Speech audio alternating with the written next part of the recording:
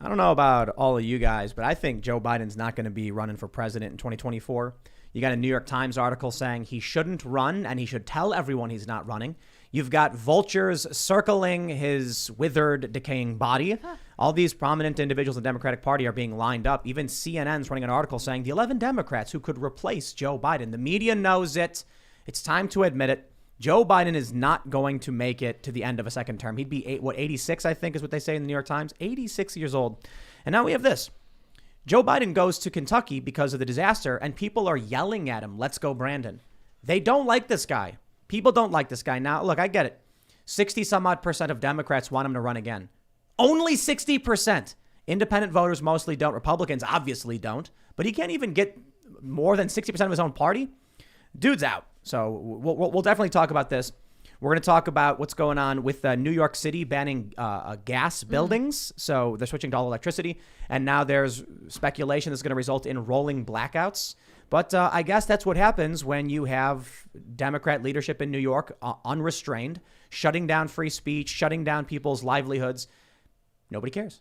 I mean, people fled, I guess, but now that you've just given the despots full control of the city, and I can't blame people for leaving.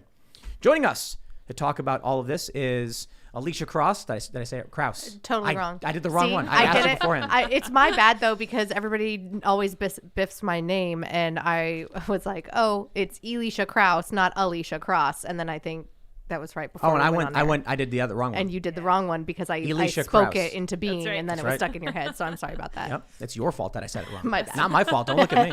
If Tim's going to say it wrong, I'm definitely going to say it wrong. And it's not on purpose. It's not my fault. You can call me E. Krauss. My husband calls me Elish. Oh, that's cute. Elisha?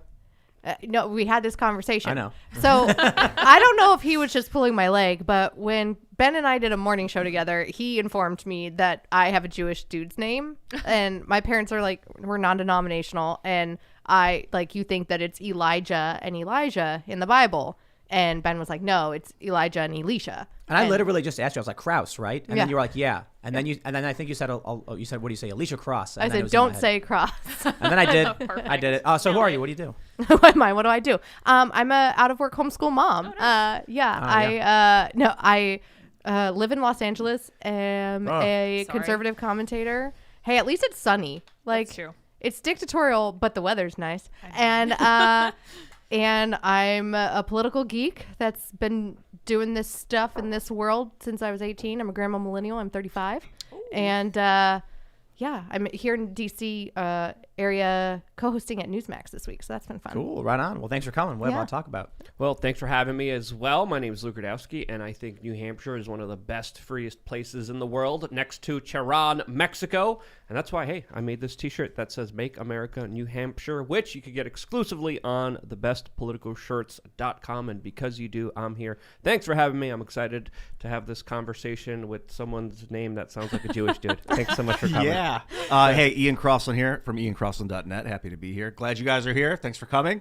I'm excited to be here as well, pushing buttons in the corner as I do, and I love my lady guests as always. I'm excited for tonight as well. Yeah, we got to balance out all the testosterone in this seriously, room. Oh, yeah. It's a struggle. Yeah, Luke's preparing a fight club or something. I am. Yeah. We got professional kickboxer trainers in the house. So Like a real fight club, like a legit fight professional. club. Tonight? Professional. Tomorrow. Oh, I was 3 going to say, I don't know that I can do that in my I don't heels. think I can do that yet. But I want to stress, like, actual trained people are coming to do a class and like teach people, right? Is that what it is? stoked. I mean, if you're going to have a fight club, the first rule is we can't talk about fight Yeah, club. okay. So All we right, can't all right, fill all you right. in too Yeah. much. All right, let's just get into the news then, because I've already revealed too much. Before we get started, my friends, go to timcast.com, become a member, and help support our fierce and independent journalism. As a member, you get access to our members-only segment. We got a ton of segments from the Timcast IRL podcast that are exclusive, available only on the website, timcast.com, and you can watch all of them as a member. So please help support our work, because all of this, everything we do is funded by you guys becoming members on the website. We're hiring more people. We're launching new shows. We're going to go see Spider-Man tomorrow in the first showing, which means I got to work double time. Mainly because I want to see Spider-Man. I'm super excited for it. Oh my, your job's so hard. You have to go watch But- Spider-Man. Well, it means I have to work like twice as much in the morning to make sure I can get there on time, because we're doing an early showing so I can make it back for the IRL show. I'm still eye rolling at you saying, "Oh, it's so But hard. I have to go watch it's because we have a Spider-Man." new show. We have a pop culture show, and That's so fun. we want to make sure that the hosts of our show are Dang it! know what's going on. I wish we had talked. Like, I would be totally fine with bashing Ben Affleck today if y'all wanted to go down that Oh, route. hey, maybe we'll get there. But anyway, That's where we end up. as a member, you're helping support all the new shows we're doing, and that's one of the things we have to do. So, we're willing to do the hard work of going to see That's right. Spider-Man tomorrow because the work has to be done. But no, we do the show, and we're all supported by you. So don't forget to become a member, but smash the like button right now. Subscribe to this channel, Timcast IRL on YouTube. Share the show with your friends, and let's jump into this first story, literally right here that we have right up. People shout, "Let's go, Brandon," during Joe Biden's visit to Kentucky. And there's a picture of Joe Brandon. I was going to say Joe Brandon. Joe Brandon. Sorry, That's we that's just it. made you mess up on all the names. Yeah, tonight. I can't do it's it. like once Train you've wreck. done one wrong, you're just gonna read that. It's fine. Why are you Radowskiing so much, Tim? I don't What's know. going on out here? Maybe I just haven't had enough, sugar or something. yeah. I've got 0 sugar today. Yeah. All right, President Joe Biden was met with shouts of "Let's go, Brandon" and a Trump flag as he Wow. arrived in Kentucky on Wednesday to survey damage from a tornado that killed at least 88 people. We know what "Let's go, Brandon" means, so they got videos and photos. 2 "Let's go, Brandons" from the crowd as Biden gets out. After arriving in the state, Biden tweeted, "I'm in Kentucky to meet with local leaders and to survey the damage from the tornadoes and extreme weather. It will take all of us working together to recover and begin rebuilding, and we are committed to providing whatever support is needed for however long it takes." Earlier in the day, Biden spoke with Kentucky Governor Andy Beshear and was briefed on the damage while in Mayfield. Department of Homeland Security Secretary Alejandro Mayorkas was also present. And that's basically it. That's the gist of the story. But I think this is an important story. Yeah, I feel like under the years of the former president, even like I go back to, I'm a political nerd, so even back to like when Romney was running or McCain was running or when George W. Bush was in the White House. I remember living on 34th Street in New York City and 500,000 people were like burning his effigies, right? And it was like a news story of look how mad they are at the Republican in office and like protesters, free speech, yay. But it's also one-sided. Like here's 2 dudes, which, 2 dudes ain't that many. I feel like most of the people in Kentucky are probably legitimately mourning and worried about their homes and their neighbors and the businesses in the area and what are they going to do with the rest of their lives. And their priority isn't to go out there and yell, "Let's go, Brandon." But kudos to the guys who did it, and they have a right to do that. And so, but you're not going to get coverage of this anywhere else because heaven forbid people who are against Joe Biden express their, viewpoints. I think they have a right to say it. I think it's important that people speak up, especially in the face of Joe Biden. I think that's what makes America great. The fact that Joe Biden can come down and you can yell, "Let's go, Brandon," is what's awesome about this country. For sure. Part of me is, though, like, man, I wish we could kind of just get, like, we have a major disaster here. 88 people died. Yeah. But Joe Biden is he's burning this country to the ground. And I'm not going to blame him for the natural disaster. But so many people are suffering in this country because of his failed leadership. For someone to get that opportunity to be like, "I am going to criticize you over everything we're dealing with." Well, and if you look at you got to do it. Even NPR, I think I was listening to NPR earlier today, and they were talking about how this area was already hard hit by the economy, and then you have a tornado that comes through and levels the entire town. So there is, And this guy's going to do a photo op. so I get the frustration of local people that are like, okay, now you're coming, now you're pretending to do something. Now you're going to send us funds. Well- Now you're pretending to care when we've lost our factory jobs and we've done all this stuff and like this quote unquote return to normal that you promised hasn't happened. Well, middle America has been, I think, most screwed over by the establishment, whether it was the opioid epidemic, whether it's even gas prices going up. Yeah. This predominantly affects people in rural areas like Kentucky, where they have to drive around. They spend more on gas. They spend more on energy and utilities. But this is not a rare occurrence. I still remember at the end of the Bush presidency, there was also an incident where he was out there surveying some kind of environmental damage, and then people came up and screamed, "F you, Bush." They also did it to Dick Cheney, but his poll numbers are extremely down, and I think the few people who are supporting him are some cartel members, the Taliban, and a few billionaires that really make up the few percentage points of support that he gets. And China. Yeah. Yes, lots Xi of Chinese Jinping, people as well. good big fan. Taking advantage right now. He's meeting with Putin, and they're basically joining together because Biden is you know Just what? sitting on his hands. Well, look, I don't want war in Ukraine. I don't want war in Afghanistan. But Joe Biden, wow, did he screw up Afghanistan? And that's really when his poll numbers took a huge hit because he is a failed leader. I think with a lot of stuff, especially inflation, the reason people are mad at the establishment altogether. Yeah. A lot of people are in these cities and they can't see it. They don't understand. When the prices go up a little bit, they're not thinking about it, and it's incremental. If every day you wake up, they add a nickel or whatever to the food, it's going to take you a little while to be like, hey, wait a minute, why is the milk costing so much? But when you get news story like people are screaming and dying and a bomb went off in Afghanistan and our the withdrawal was a huge disaster. All of a sudden, people, there's something tangible they can see there. I gotta say though, I think for average Americans outside the Beltway, outside these liberal meccas where everybody's making $250,000 a year in their like STEM jobs, right?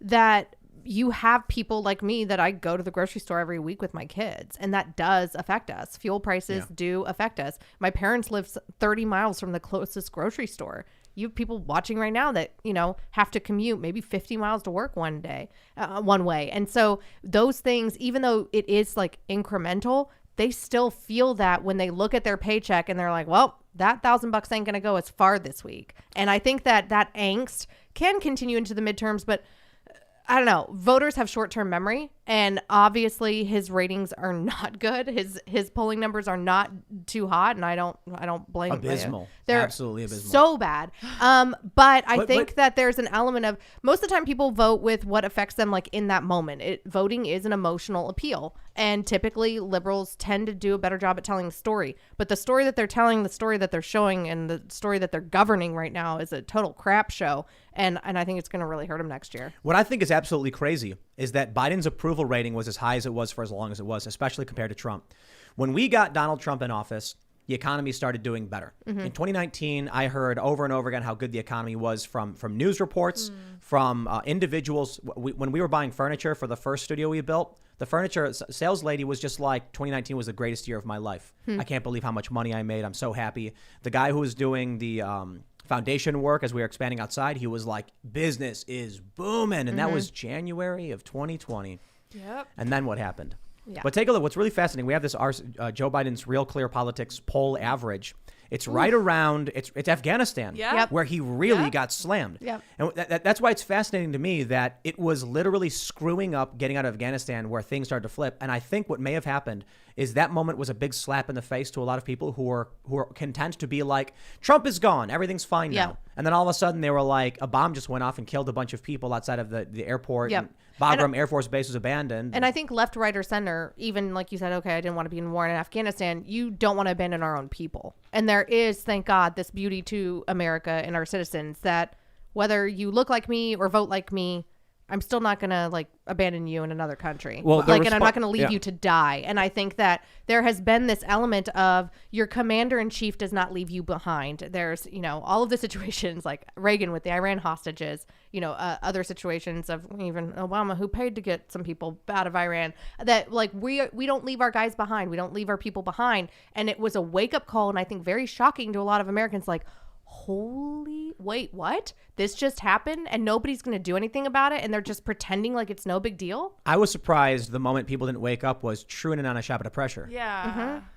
Well, the mainstream media pretty much got him into office. They're supporting him throughout the way. But now that you see the cracks in the facade that they kind of painted of him as this kind of Trump savior, he's not a Trump savior. What happened in Afghanistan was an absolute geopolitical failure that, of course, gave billions of dollars of weaponry to the Taliban. And the retaliation against the attack on the base was literally killing 10 innocent civilians, 7 of them children, U.S. aid workers that were providing water. And just recently, as of a few hours ago, the Pentagon announced that they will be holding no one responsible for the butcher and assassination of innocent civilians in Afghanistan that the media and the Pentagon were telling us was ISIS-K members that were going to launch a preemptive strike on the embassy. That wasn't true. They were lying through their teeth. And this is one reason why, again, Biden totally out of touch with reality. He had to have a PR campaign, disinformation group meeting with the corporate media in order to paint a positive picture on the economy. And today he even issued a statement saying, what's the big deal when talking about giving up freedoms in exchange for, of course, the vaccine mandates? Totally out of touch,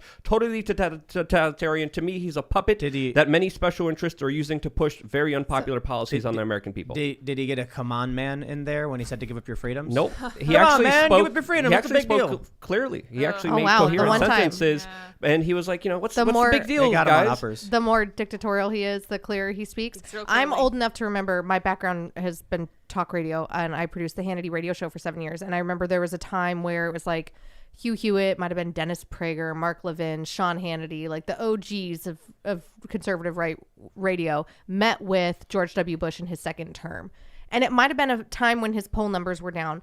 And there was like all of these mainstream media reports once the meeting was leaked of, oh, look, White House conspires with far right media to and like try to boost the president's poll numbers.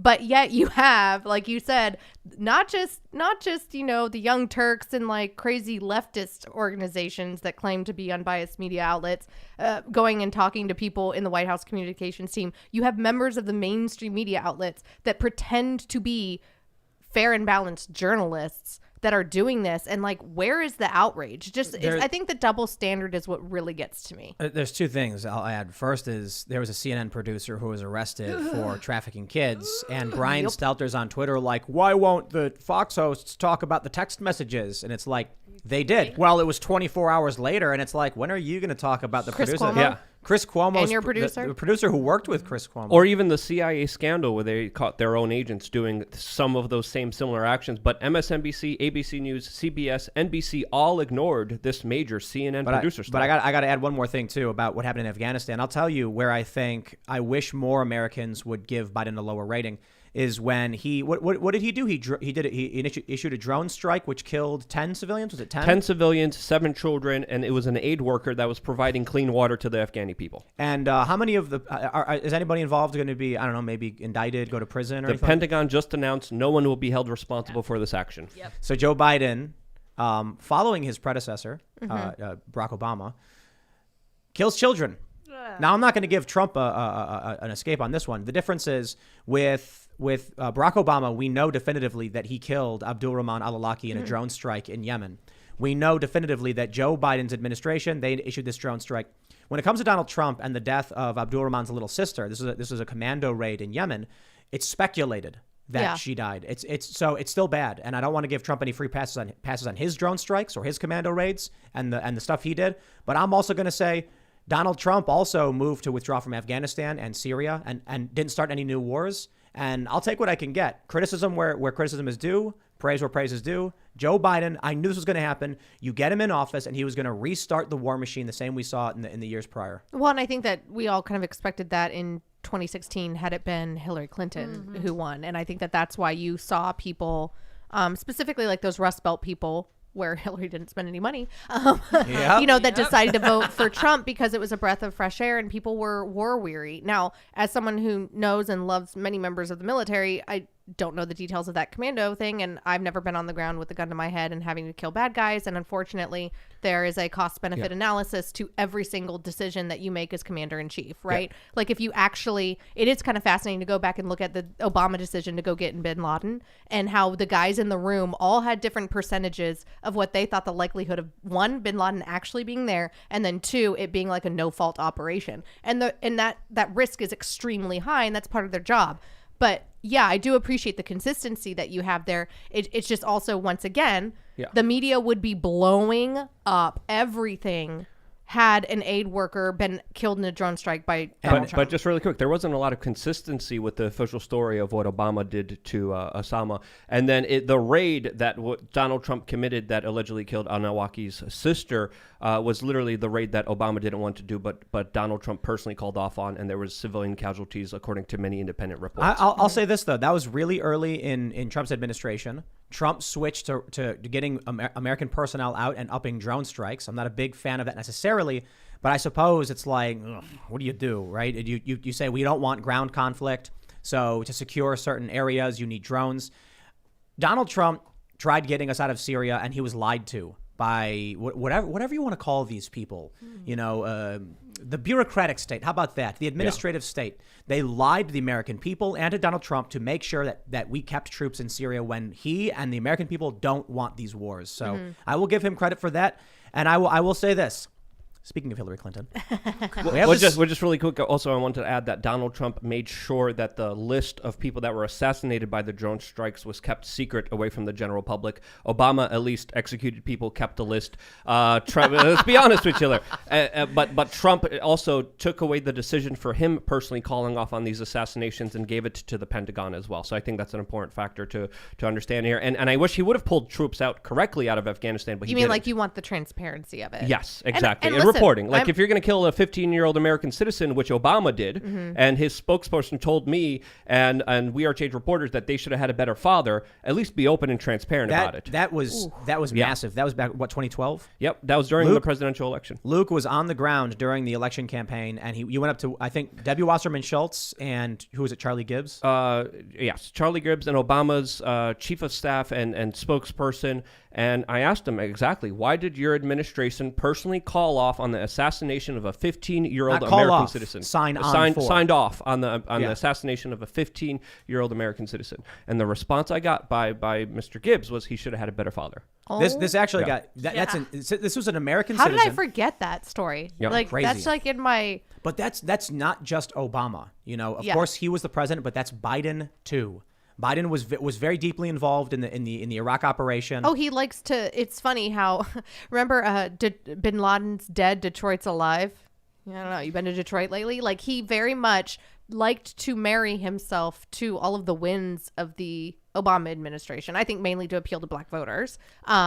And not It's the same- marry himself to any of the failures of the Obama administration, of which there are many. Well, this has been an abysmal administration, and it's not even been a full year. So we're already God. getting this. Check this out. We're already getting rumors that Joe Biden is not going to be running in 2024. So who do you think it might be? Could it be Hillary Clinton? No. The Daily Dun, Mail dun, reports dun. Clinton's belief that the presidency is her birthright and deep unpopularity of Biden and Harris could see the former First Lady run in 2024, Politics Insider warns. can't do And it. I do not disagree. I don't know if I believe she would, because she is deeply unpopular herself. But she came out recently and she was like, here's the speech I would have given if I won. Could you just give me a second to rant about that, by the way? When on God's green earth has anyone lost as much as Hillary Clinton and been given so much time to talk about all of the things that she wanted to do or would have done had she won? Like, Democrats in general fail up, like Pete Buttigieg, anybody? But I am just fascinated by the fact that we keep giving this, like, what was she on the Today Show or something? Like, it was a legitimate mainstream media show with millions of viewers where, like, she's given a primetime A-block slot to talk about, here's the speech I would have given. Okay, isn't she here's the speech I would have given had I been born Giselle Bundchen. Had I been, Yeah, exactly. Like, Is had it- I gotten an Oscar, here's the speech I would have given. Isn't she doing a master class or something? Yeah. Yes, Yep, selling it. on Hold losing. Right now, my favorite Honestly. joke I saw was someone said, "What's the master class going to be?" Pointing out Wisconsin on a map. Oh, yikes. Or Ba-dum-bum. that's the one she would need. Standing I by suppose. your man. Yikes. Having great relationships, winning elections. Well, now let's be real. Those are things she was all really bad at, but she could. But the No, media no, no. pretends that she is good at all Right, of those right, right. things. Like they give her the opportunity to give that dumb speech. But I gotta give her- because they feel like she should have given that speech, and they Yep. also are signed on to it being her Yeah, birthright. okay. Yes. But as much as many people don't like Hillary Clinton, and I'm not a fan, I think we absolutely need to recognize what she is really, really good at, the things she's done really well, like running the Clinton Foundation while she was running the State Department Right. and taking donations from foreign governments to Yeah. large sums. And then all of a sudden, when she was no longer a contender for the presidency or in the White House, those donations started to She's dry up. also I got really another one. good- I got another one. Yeah. I just got one really quick one. Making sure that her husband goes on the Epstein's Island. He's Oh, very God. good at that. By Awesome. the way, the Maxwell trial, I follow all the conspiracy theorists on the gram about that. But yeah, she's also really good at just signing on Hollywood money and Hollywood celebrities and going and partying and stuff. She's great being connected to Harvey Weinstein as well. I mean, that's a Yeah. Well, that's Did like you- all She, Democrats. she knows how to pick them. Did you see that? You saw the video of her crying, right? It was the weirdest not cry, like fake crying. I'm sorry. They came out and, everyone ragged on Kyle Rittenhouse saying crocodile tears. Yeah. And I'm like, the dude's having a panic attack, if Yeah. anything. But like that Hillary, was PTSD. That Right. kid needs to be. I will say this. he's getting therapy. Because thank Yeah. you. Because the mom in me is like, stop doing interviews, Right. start doing therapy. Right. He is. Yes. That was in the trial. Because you are young, and in 10 years It's going to hit you. you Yeah, need yeah. to. You need to. Oh, yeah. Take a beat. I feel like someone should have told that to Hillary when she was much younger. Yeah. Because something is wrong with her. Something from a very young age. So did your mom ever tell you, like, hey, Tim, you can be whatever you want to be? Yeah. Like, there's moms, like, they are unconditional. They're amazing. They encourage you. So did my mom. She's probably watching right now. Hey, Mom. And like, Elisha, you can be anything you want to be. But it's like, did Hillary's mom do that to the nth degree? Yeah, too much. Like, just too much? Like, was it weirdly indoctrinated? Like, did she have goggles on that it was, like, fed to her, like, in Zoolander? Like, this is what you will do. This is what you will do. And that's why she legitimately thinks it's her birthright? Probably. I don't Bill think has probably so. brainwashed her to think she's the one. The reason I don't think so is because her mom has a goat's head and is, Right. hooven feet and claws and, Cloven feet, you know, created her out of a pentagram and summoned her from the depths. That sounds And right. probably just, you know, intent was inherent within the demonic presence. You know what I mean? Yeah. I was going to say something similar. MK Ultra. I think that's also a possibility here. But who knows? But It's but, her time. Exactly. But No, they- she's just an insane person. You know, she's a sociopath. Narcissistic. yes. Yeah. Yeah, ego, narcissism. I think actually left, right, or center. I think in order to be, and honestly, I think most people in our industry, so politicians and anybody on a microphone is typically narcissistic. She's on record celebrating death Barely. and murder and torture. She's like, yeah, that was great. Remember haha." when she Yeah. said she wanted to drone Julian Assange? Yep. Can't we just drone this guy? And then she was like, it was a joke, I swear. Yeah. Yeah, Oh, but when McCain said bomb, bomb, bomb, bomb, bomb, Iran, like, in a Q&A in 2008, people were like, what? Warmonger, neocon. So is it? Yeah. Is it? You think Hillary's gonna run? She's gonna run. I don't know. I kind of would be excited for it. The Hill because is she saying would that lose will.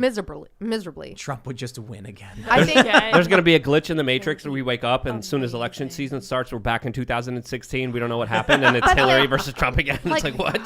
No, it's Ian waking up and he was like coming out of a DMT trip. I remember He's the like, moment I woke up and What saw happened? Trump won, and I felt like the wind was knocked out of me. I was like, what is happening? like, what did I drink? Yeah, I thought for sure it was like totally. I was in Times Square and you could hear a pin drop and all the people that went there to celebrate were all quiet. There was like 5 Trump supporters and you could see 5 guys like, Did you see? "Ah!" Did and you everyone see- just giving them the stink eye. Did And you I was there see, like- filming it like, this is absolutely crazy and incredible at the same time. Was it the crying meme, like the crazy Yes, like, crying meme, filled but in with real people life? in Times Square, like people shocked, jaws on the floor, walking around aimlessly, lost like zombies, not knowing what just hit them, and they're watching all the news like, what?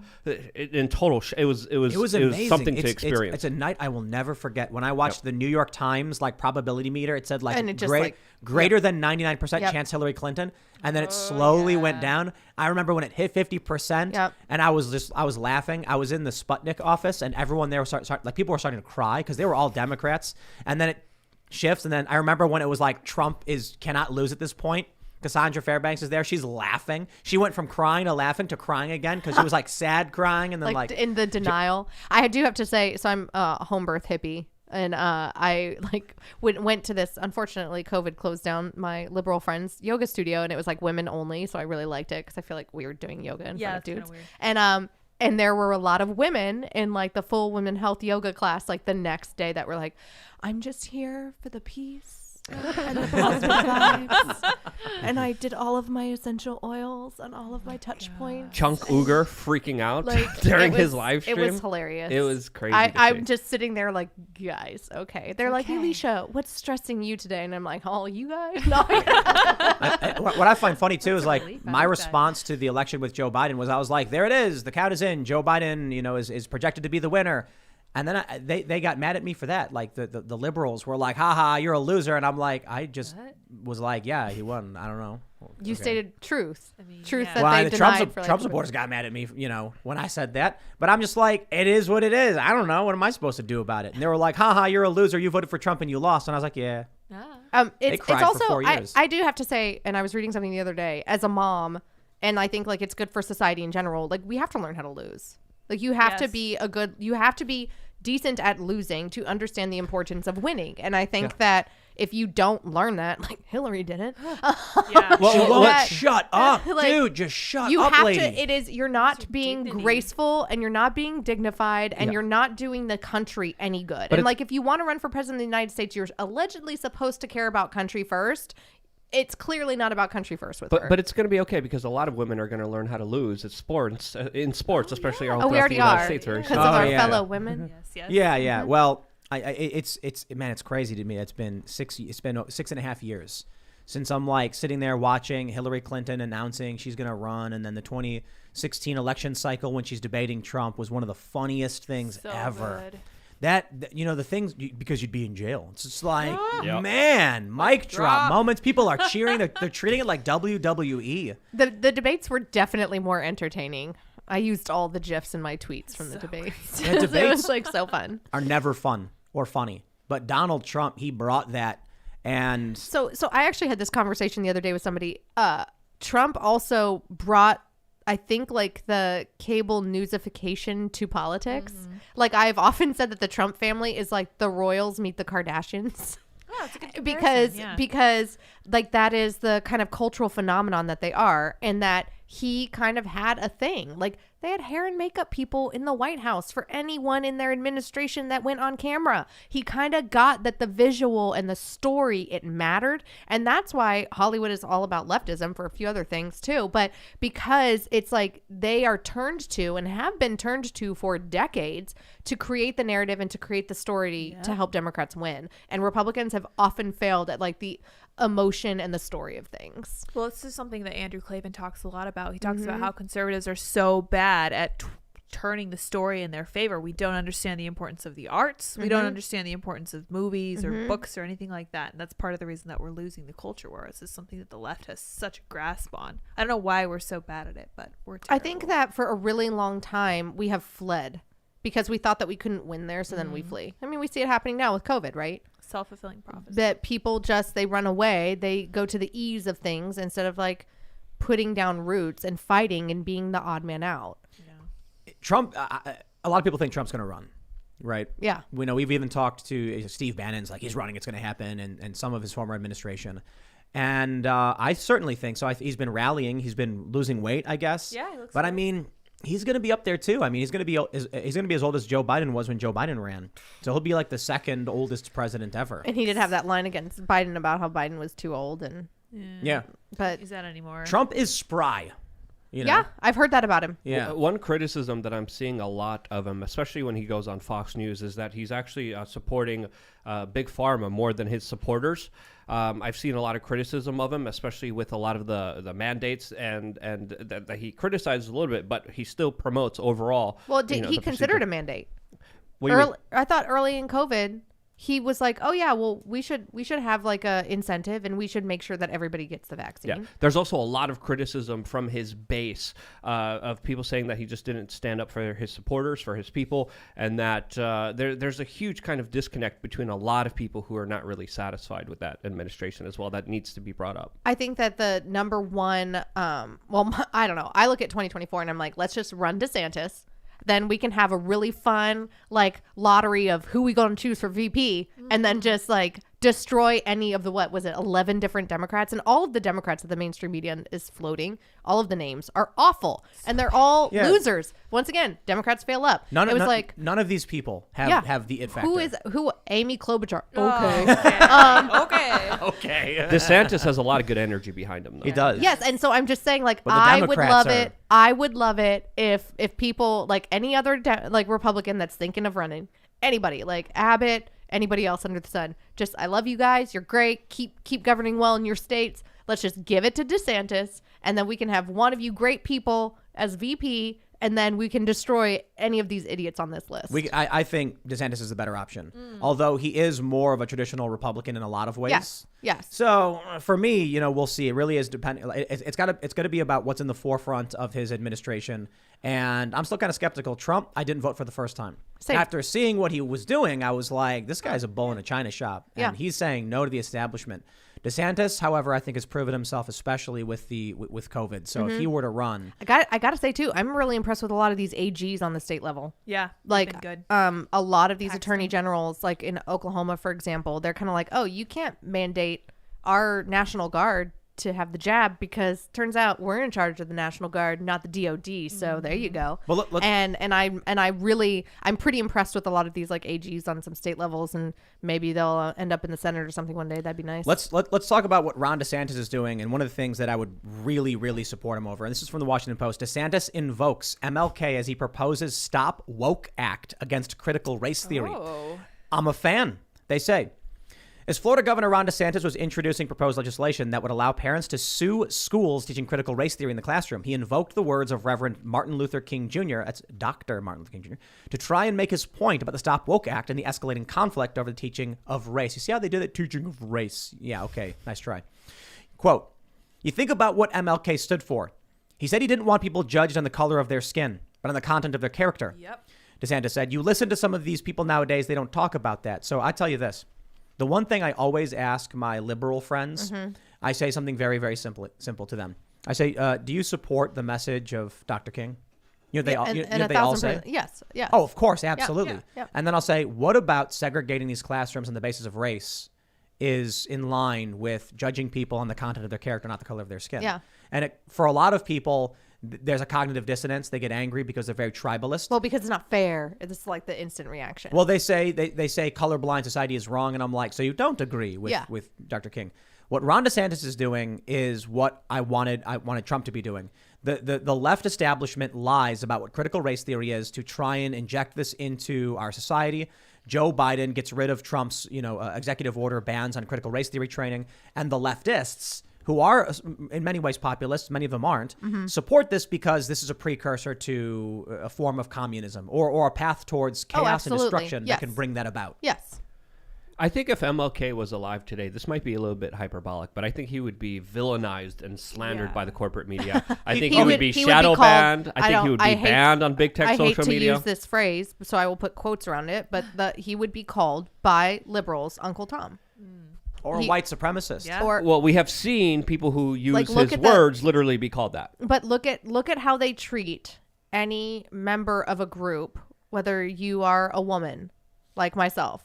Well, they're yes, all women until it comes to a woman like me. Right. Or they are for minorities unless you happen to be Ben Carson or Alan West or Condoleezza Rice, Candace Owens, or they're for the LGBTQ people unless you're Dave Rubin. It's everything has like a stop point for them because it is the ideology and the agenda. Was MLK anti-LGBTQ? I'm not sure, but I was reading something, but I'm not entirely sure. The FBI had a lot of dirt on him showing that he had extramarital affairs that they were using against him. They literally sent evidence of that to his wife when he was in prison, as the FBI was sending MLK letters telling him to kill himself in prison as they were extorting him politically with these larger, bigger truths that they got on him after spying on him. He was a part of the church, and he was preaching that kind of church lifestyle.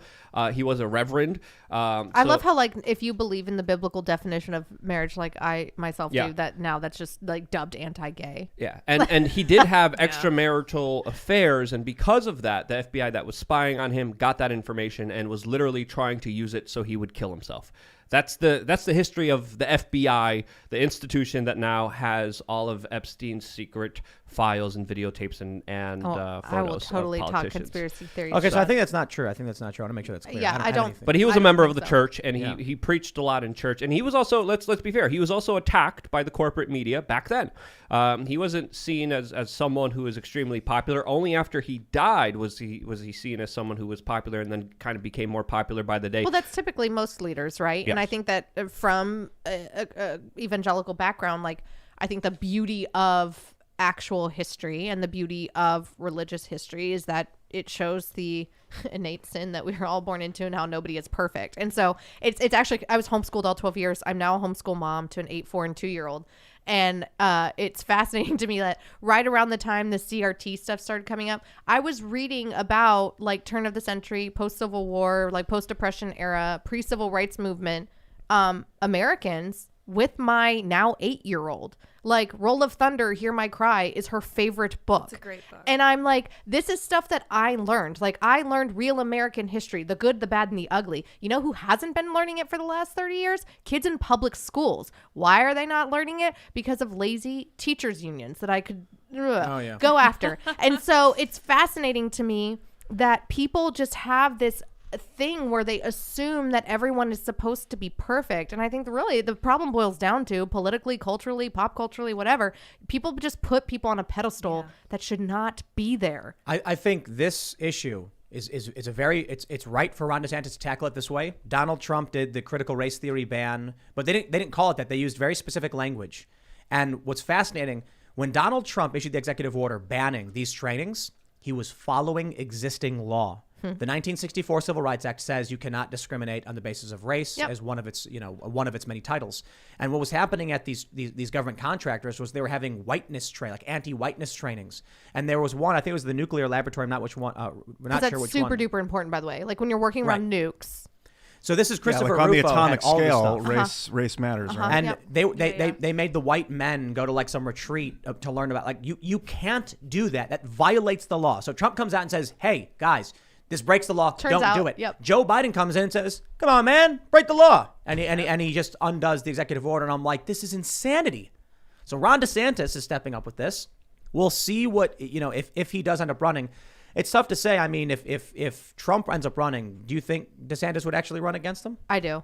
You do? I do. Really? I would support DeSantis over Trump. I think it's DeSantis' only chance. If he doesn't run, that's going to be the where a lot of people aren't going to be following him and supporting him after that, because this is his only chance, really. And honestly, like Trump can only Trump can only blame like the state so much for the early COVID policy that he implemented. Yeah. Right. So anybody, any Republican or independent or even Democrat who runs against him can literally look at all of the edicts that he had. Yeah. 2 weeks to solve the spread. Yeah, Dr. Fauci. Exactly. And Fauci. Ron DeSantis would be standing next to Donald Trump on a debate stage, and he would say, with all due respect, Mr. President, for the good work you did, I would have fired Fauci on day one. Yeah, exactly. And everyone's going to go, "Wow!" Yeah, and that's cheer like crazy. any Republican that runs against Trump. That's all they have to say. Yep. Why did you keep Fauci in? You were knocking him, but you had the authority to get rid of him. Why didn't you do that? He wouldn't do it. I think it was it Kushner, I think?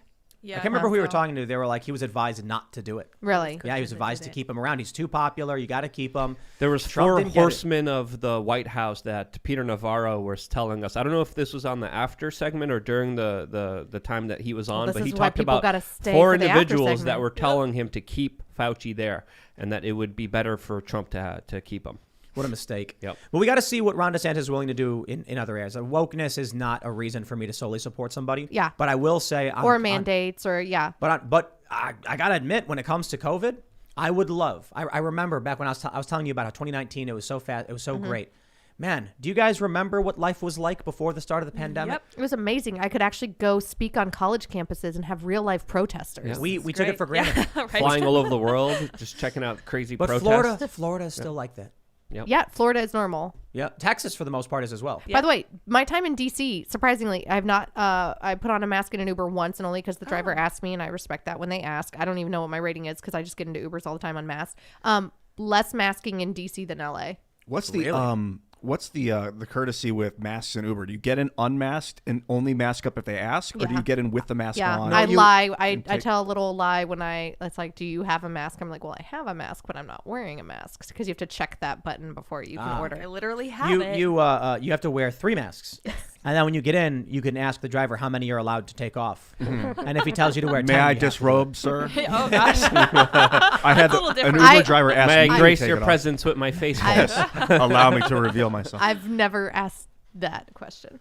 I was Never asked asked if I to wanted to disrobe. take it off, so I was like, yeah. Your mask. He's like, want to Oh, it's not the take mask, it off? Then he Tim. turned the music up. I was like, yeah. It's a little Marvin Gaye playing. Yeah. He's Welcome like, to Texas. hey there, Ian. Yeah. You want to take that mask off? Austin So in the I do have house. Let to me see say, what you're working on like, underneath there. I am very glad. I don't know who here is in relationships or not, but like I've been married for 12 years, and I'm so grateful that I like found my husband, got married young, because like I could not date Imagine today. dating, but right? then I talk to friends or like read random like threads and stuff online about people that date, and there was this one girl. She was like, "Yeah, we were having like something training at the bar where I work, and this guy like he was tall, he was fit, had a good voice, asked me out, and then they went out after work." And where they could take off their masks. Oh, no. And she was like, he was snap. better with the mask on. Oh, no.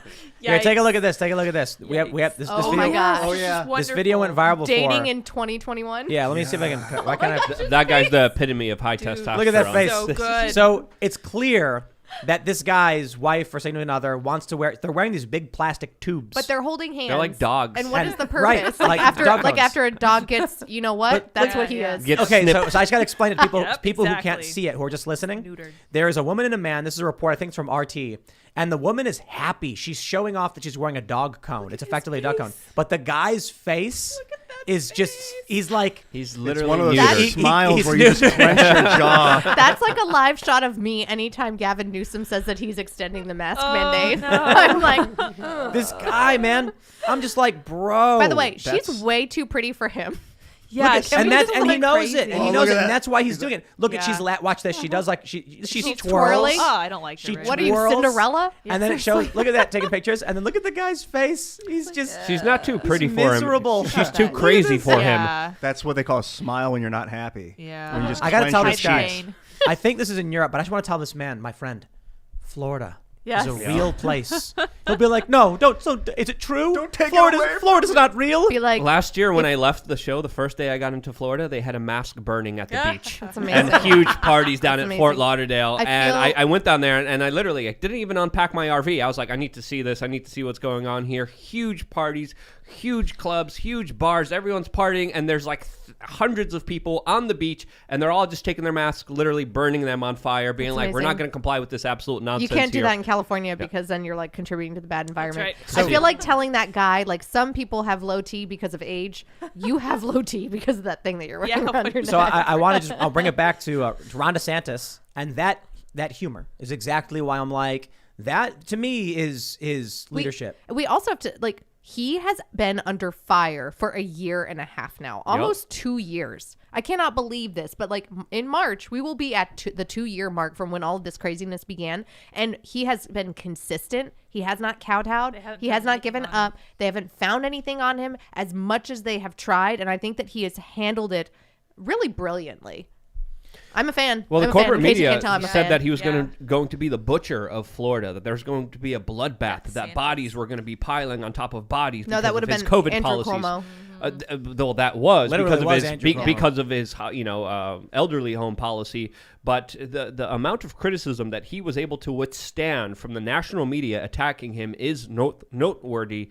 And it's really going to be interesting to see him tee off against Trump, which I think is going to happen. No one else run. But, Nikki, but- love It's going to you. happen. Yeah. They're going to Well, fight Jim each other. It's Jordan, going to get love it's you. going to get nasty. Like, I It's gonna get DeSantis, bad. Trump, they got to WWE it up. The two of them together should coordinate, no matter who wins, and make it the biggest spectacle on earth. Just the hot Florida action, nonstop. The two Wow. of them. Ego's going to tell Sorry, a different that sounded story. like a spring break tease. Otherwise, Florida action. otherwise, the corporate media is going to overtake them and pump their candidate and put Hillary in. I mean, they have to work together.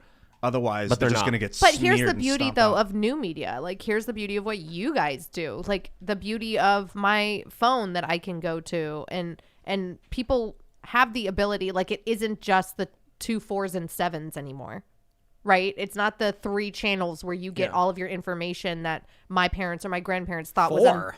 We had 3, 5, and 8. Yeah, we had two. We had 2, 4, 5, and 7. 9, It was like- 32. It's like going on? 4 was always Fox, 7 was always ABC. Okay, fine. Where in 5 was California? ABC for us. Oh. In Chicago, 2 was CBS, 5 was NBC, 9 was WGN, and Fox was 32. Man, WGN Yeah, WGN, Fox 32. back in the day. But so look, I want to explain why. We have another story I want to talk about why DeSantis approaching this woke stuff is so important. We have this story here from Daily Mail. This is an ongoing saga about a transgender swimmer demolishing female records. The Daily Mail reports exclusive, the integrity of women's sports is at stake. Distressed parents of UPenn swimmers pen poignant letter demanding the NCAA change rules that have permitted transgender athlete Leah Thomas to dominate the competition. Good for those parents. Good for those parents, especially. Seriously. So I think the issue right here, right now, I don't take issue with on the surface with Leah Thomas competing because the rules were set and people did not participate in the rule changes or what was going on. But were they even aware? That's their fault. So Yep. I don't know If you- though. look, like people- I people- understand what you're saying, and as somebody who's super duper involved, there's still stuff that's happening that I'm unaware of, and I'm a political How many nerd that's like in years- stuff all the time. How many years have we been talking about this? And Yeah, so but do you think that these UPenn parents listen to you? some of them probably. Maybe. Sure hope so. But It should be. But I think that I you see what you're saying. I cannot. see You what you're saying. can't assume that. don't- I think it is a wrong assumption to take that the average parent who is working 2 jobs to send their kid to UPenn is really aware of, oh, hey, the NCAA changed rules. That's interesting. You know that the left is so good at sneaking this shit in. Most they do it all the time. I don't think most cops know all the laws. Sure. That's besides the point. Look, if you are a parent and you are dedicating, you are talking about the lives of your children, and you are like, I'm going to send you to a school and I don't know what the rules are. I don't know when the meetings are. I don't know the rule changes are happening. Then I feel like you are being negligent. But these weren't UPenn changes. These were NCAA changes. I need to like find this out because I would be curious to know, like, was it public? And no, because stuff like this happens in Then darkness. They should have immediately, the moment they went into that swim meet or whatever, that race. And there was a dude there. And they just said, nope, we're not doing this. What's going on? And they didn't. They said, just compete anyway. And these female swimmers are not standing up and speaking out. They're just giving anonymous comments. If you're not going to stand up for yourself, if you're not going to speak out about this, and if you are a parent who doesn't know, look, when it comes to the NCAA, we're talking about your child's future. We're talking about how you have been coaching your child and putting them in a program to make them the best of the best in whatever sport they're engaged in, and you don't know about what's going on. I'm sorry, after how many years has it been that we've been having these conversations? You still don't know? Negligence. But at this point, isn't it the parent? They're adults now. These students. That's they're right. not the parents' responsibility anymore. I think That's true. But it's the parents' dollars, right? Yes. maybe. And maybe in this condition, Unless they took out a loan. $80,000. Yeah, Take a look. that's insane. Everybody is scared, the mom added. Parents are also scared the kids will be harmed. We are paying $80,000 for this school. Their life will be impacted. Yep. That wouldn't be the case if you would just stand up and say no. But we've had three female swimmers come out anonymously and be like, we don't like this. But let's future trip here a little bit. What happens then? Because I'm definitely a person that I'm fine with standing up and saying, no, I am the person. I've dug my political grave. I will lie in it. But part of what I do is I feel like I have to be, and I am representative of women in STEM and in Hollywood and in fashion and in finance who will legitimately lose everything if they speak up and say no. And I think that you are now, especially yay for Virginia with the Youngkin situation, seeing people that are saying, okay, especially when it comes to our kids, enough is enough.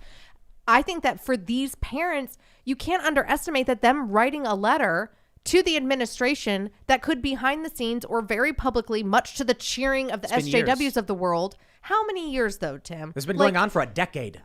Over Really? a decade. Joe Yes, Rogan it has been going on for over- on his but show. not publicly. Joe Rogan on his show, and this is back in 2012, talked about Fallon Fox crushing a woman's skull in an MMA ring. Joe Rogan is the biggest podcast in the world. This is mainstream, and these parents there is no way you will ever convince me they didn't know this was happening. The only reason they're speaking up now in this letter is because it's finally impacting them, and now they have But to that's say most something. people. Most people don't They say or should've- do anything. Like those women in Virginia, once again, that voted for Youngkin, that also voted for Joe Biden, they flipped in the last 2 weeks because it affected them. That's just human nature, and I don't think that you're going to change that. And I So don't think that we're when going to their win kids- people to do more of when their this if kids we're are just training- telling them that they're negligent parents. They are negligent parents. When their kids have been training throughout high school and now entering college, and they were like, don't worry, we'll keep our heads down. Let me explain. When Benjamin Franklin said, those who would give up their freedoms for temporary security deserve neither and will lose both. That doesn't just apply to the government. It exists in every facet.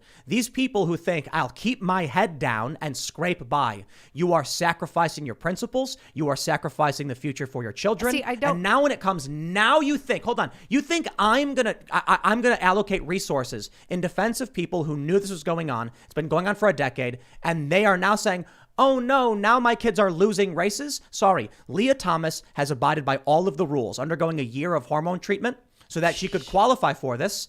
And where were the parents to come out and say no to this? Oh, I'm sorry, you're saying the parents weren't paying attention to the rules that they were putting their kids into? I'm saying that could be option A. Option B could just be they think this too shall pass. I think that there is an element of people, especially over the age of like 40, 45 in this country, that are like, it didn't used to be this way. This ain't going to be a thing. This will go away. And that now they're waking up and realizing, oh, this ain't going away and we need to do something So I respect the letter. Absolutely 100%. The parents who are coming out now being like, this is wrong. Yeah. We're scared. We're spending and I money wish on the this. female athletes would speak up. If I would totally wish they would, but I get that everyone's cost benefit analysis is different.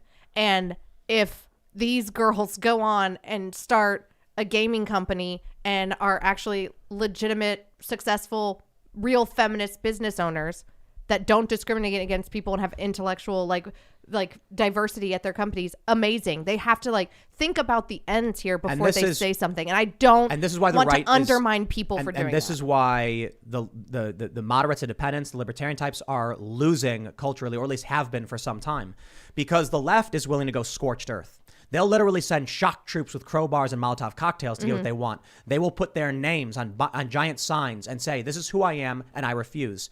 When they go to work, there was one person who went to Taco Bell working there and wore a Black Lives Matter mask. And the boss said, you can't wear that, it's political. And they said, I'm wearing it or I'm quitting. And they said, you're fired. He said, fine. Took a picture, posted it online. The entire left rallied around him, got his job back, and forced the company to bend its knee. The right just says, but I got to think about feeding my kids in the future, so I'm not going to engage in this. And they lose. I agree with most of that. I just think that you have to be understanding of the people that have to feed their kids and don't want to lose their future. And so we need to be more organized. We need to be better at a narrative, and we need to be understanding that emotional stories and emotional examples can kind of engage people and get them in, and then you can fill them with facts and encourage them to speak up. Well, sure. But where this attitude that I've heard of consistently over the past few years of, if I speak up, I could lose my job, and how do I feed my kids? And I'm like, have you looked at the cost of cereal? It's going up 20%. Have you looked at the wholesale inflation's up nearly 10%, the fastest on record.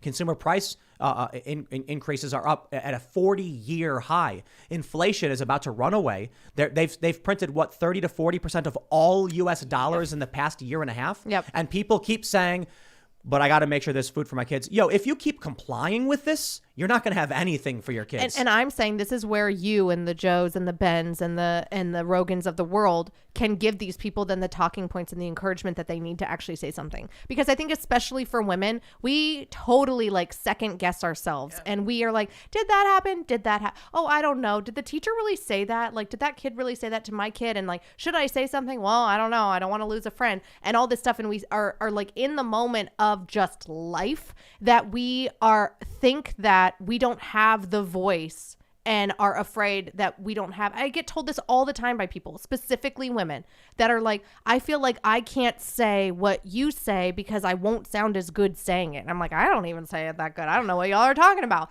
But I think that people like us have to use our voices and give these people the talking points and the help that they need to go scorched earth and to show it to the companies that we're not going to put up with this anymore. I agree with that. The challenge is if the lowest tier of Antifa and the leftists, random people on the internet, are willing to plaster their names, their sacred honor, and their families behind their principles, and the other side, the independent libertarian types, are not willing to do that, then it's clear which side is going to dominate the culture war. Yeah, but are they really? I see lots of like empty Twitter faces and profiles that tweet major companies, trying to get them to stop.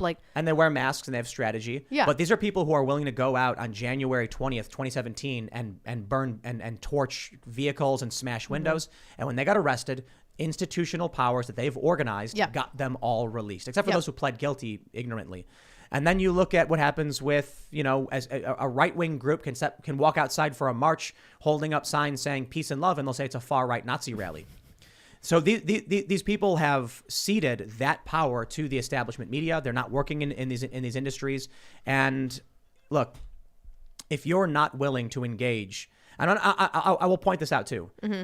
Obviously, the left has the high ground because they have the media. Yeah, and that's why we have to be smart. Absolutely. They don't just have the media though. They have all of the other industries in which I mentioned that scared women message me every day. Right. STEM, education, fashion, finance. So while I recognize there are some, strategic limits. Yep. What do you think would have happened if, as soon as this race, so this Leah Thomas won the race by over 38 seconds compared to the next fastest rival? Like, when I was watching a video of this, I saw people swimming the wrong way, and I was confused because I've watched swimming before. I've watched Olympic you're races. Like, didn't they all dive off the same? And then they go back and they go back and they go back, and I'm like, why is this person going back they're just out lapping the other people. Yep. Whoa. Yep. What do you think would have happened? What do you think would have happened if all of the women who were there refused to race?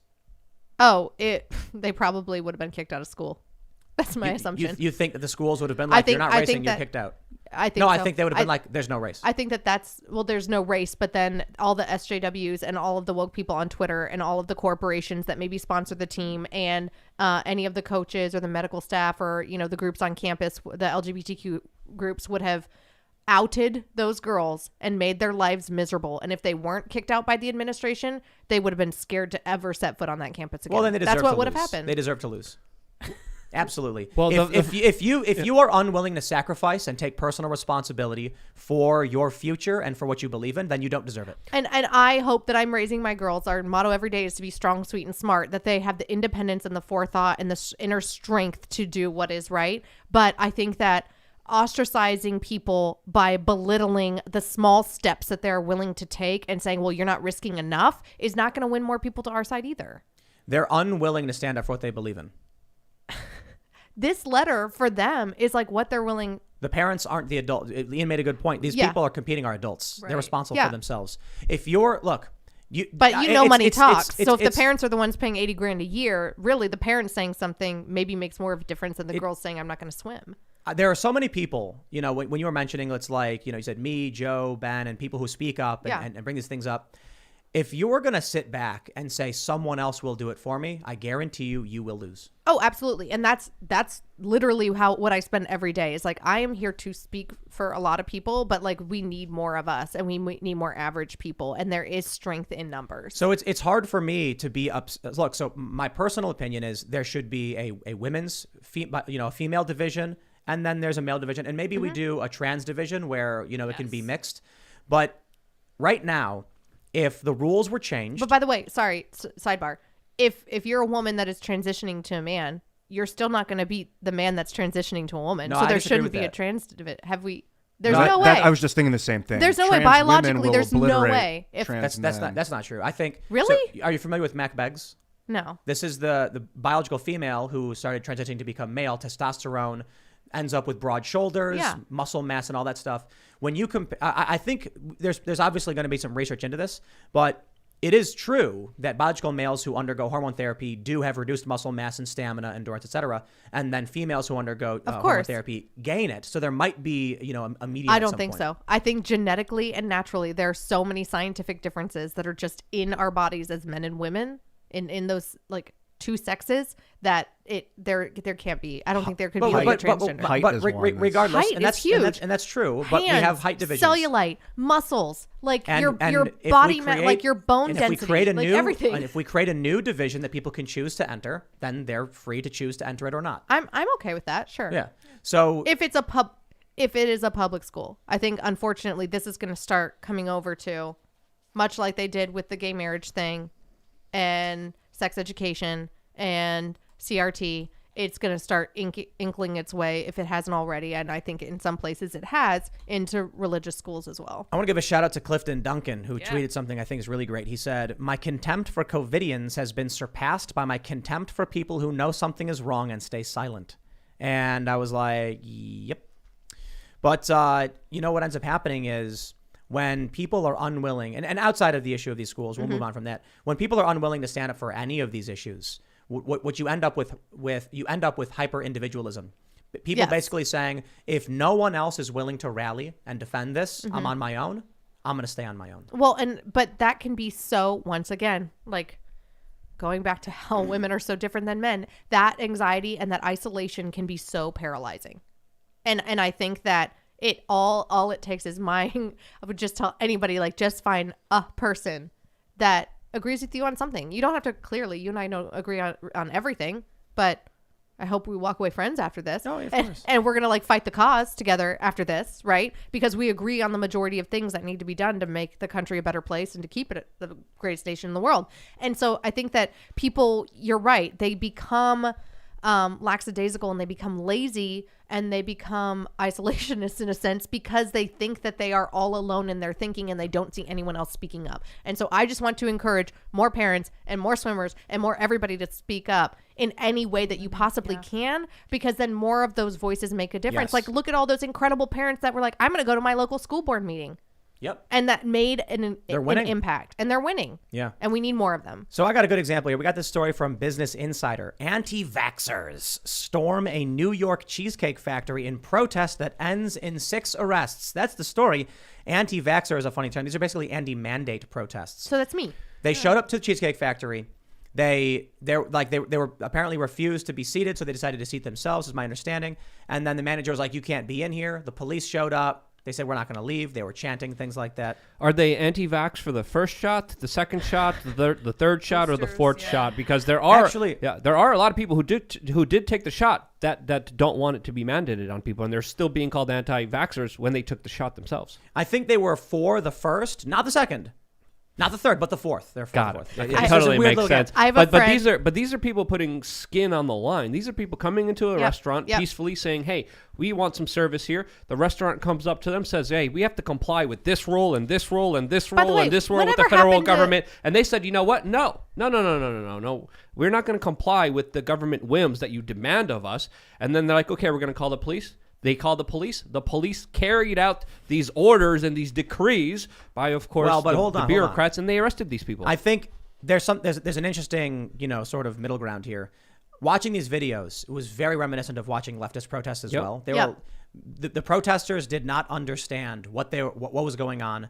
They were saying, "You can't kick us out. It's a public accommodation. We're allowed to be here." And it's like, bro, you can be told to leave. Well, the police aren't there because of the vax mandates. They're there because you're trespassing. Exactly. A private business has a right to exclude you from business, but that's not the argument that a lot of people on the left make, saying you do have to bake the cake. You do have to provide a service no matter what. So these people are using the same arguments, and a lot of people are bringing in parallels to this, to what happened in the 1960s with some of the restaurant sit-ins that happened then that was fighting against discrimination. And there is a lot of discrimination, a lot of segregation that deserves to be pushed back, that violates human rights, that's being called on by bureaucrats, by big statists who are violating the most sacred right of all, the right to exist, the right to be able to buy food and water. And that's incredulous and crazy. So yeah, that's where I go to real quick. Like, I thought that food was an essential service. Now, maybe you could argue, oh, well, you don't have a right to go to Cheesecake Factory or Delmonico Steakhouse or McDonald's. But it's not just that. It's also supermarkets.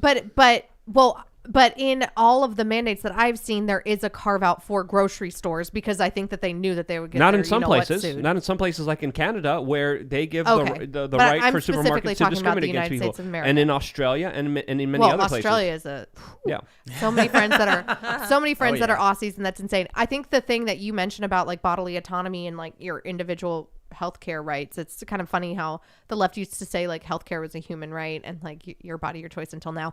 I get really annoyed by the people that try to make the comparison to the Hobby Lobby case, because I tweeted earlier tonight that your employer should not be able to tell you like what to put in your body or what to do with your body, especially if it's not a detriment to your job performance or the safety of those around you. And people were like, "Oh yeah, but what about Hobby Lobby?" And I'm like, Hobby Lobby didn't tell their employees, "No, you can't take contraceptives." They said, "We are morally opposed to paying for that." Yeah.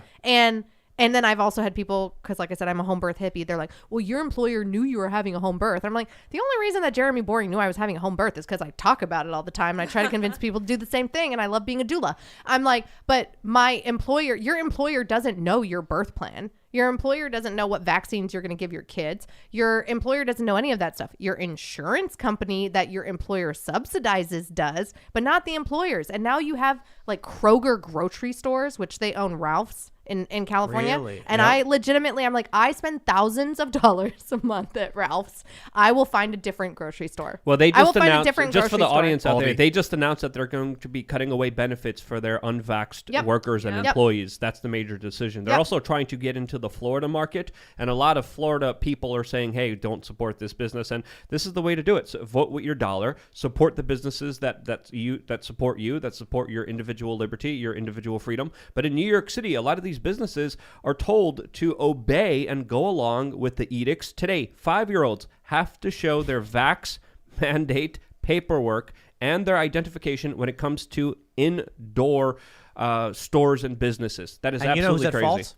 The people who complied. The stores and businesses. Yeah. Yes, absolutely. I so wish There's a lot of places that are not complying in LA, and I don't want to publicize who they are because I don't want the health department to come a knocking. But I've heard from a lot of businesses there, and I'm sure it's the same in other places. It's like, we're not going to comply. It kind of depends on the enforcement of it, right? That's the bottom line. Because in LA, I think for the LA County Health Department, for restaurants that don't require Vax cards and bars and stuff like that, the first fine is $1,000. Most people can scrounge up that money, right? The second fine is like $2. The third one is $10. And after that, you can lose like all of your licenses. Mm-hmm. And that is a lot for a business who maybe still be in the red from the government shutting them down during COVID to say, am I willing to take this risk? But they're willing to take the risk of violating the ADA and the EEOC. They're unaware, though. This goes back they're to not. They're not. I've the actually people that are so unaware. I called a couple dozen New York restaurants, and they were just like, "Yep." Like every one of these businesses has to have that thing on the wall that explains you can't discriminate on the basis of medical conditions. Yeah. So I called these restaurants, and one of them I asked, I was like, I talked to 26 and I said, would you discriminate against someone on the basis of medical conditions? They all said yes. One of them I was like, so, you know, my question to you is like, which do you think is worse? Like the $1,000 fine for violating the executive order or the potential $250,000 fine for human rights violations under New York City and state law? And they hung up on me. Yeah, because they probably do not know. And they're like, this thing is on the wall and they don't understand. They're like, this guy's pranking me. I think it's weird that they would know about a decree, like an executive order, like verbatim, but they wouldn't know about their own business. Really? When the media is like pushing it and touting it and talking about how important it is, and when you have the mayor and the governor and the president of the United States like all spewing it? Yes, because the people who run these businesses have to file to get these things and are sent to them, and they hang them up. So like, if they have you ever met somebody that like works in HR that hangs that up? They're not passing it along. The businesses in New York City are not big corporate conglomerates. They're small restaurants. It's like it's mostly small businesses. Actually, the majority of restaurants in the country are owned by immigrants, women, and in New York City, classified small businesses. I'm calling and talking to the managers and the owners. Yeah, and they know this. They know they're violating the Americans with Disabilities Act. Then they've dug their grave. Right. Like, so I'd love to see. And they've lost what is it, like 63%? There's an article even before this second like mandate. Here's what we need. We need a president who is going to tell this country all of these businesses will be investigated for violations of the equal employment laws, the Americans with Disabilities Act, because in New York City they actually are firing people who have like Guillain-Barré syndrome. Yep. So this was the craziest thing to me when they announced that the vaccine mandate meant that if you were medically barred from getting the vaccine, you lost it against people. No, I want to see them fined. I want to see them fined the maximum penalty for that. Yeah, I also think that if you're a guy or a gal that owns a business that's going to do that to your employee at a small business. My mom owns and operates a small business and has for years. And there's a lot of incredible small business owners out there that care about their people. Like, you're probably an asshole boss before COVID if you're willing to fire somebody during COVID for not getting the jab. There's a lot of businesses being unable to, exactly, like, and that's another extreme of like, you're a jerk. We also have to understand there's a lot of businesses that are not complying, they're not going along with this. One, because they can't afford to. They can't afford extra staff. There's already a staffing shortage, and now they're going to have to discriminate against people who will or will not be able to enter their business to transact financially with them. That's absolutely crazy.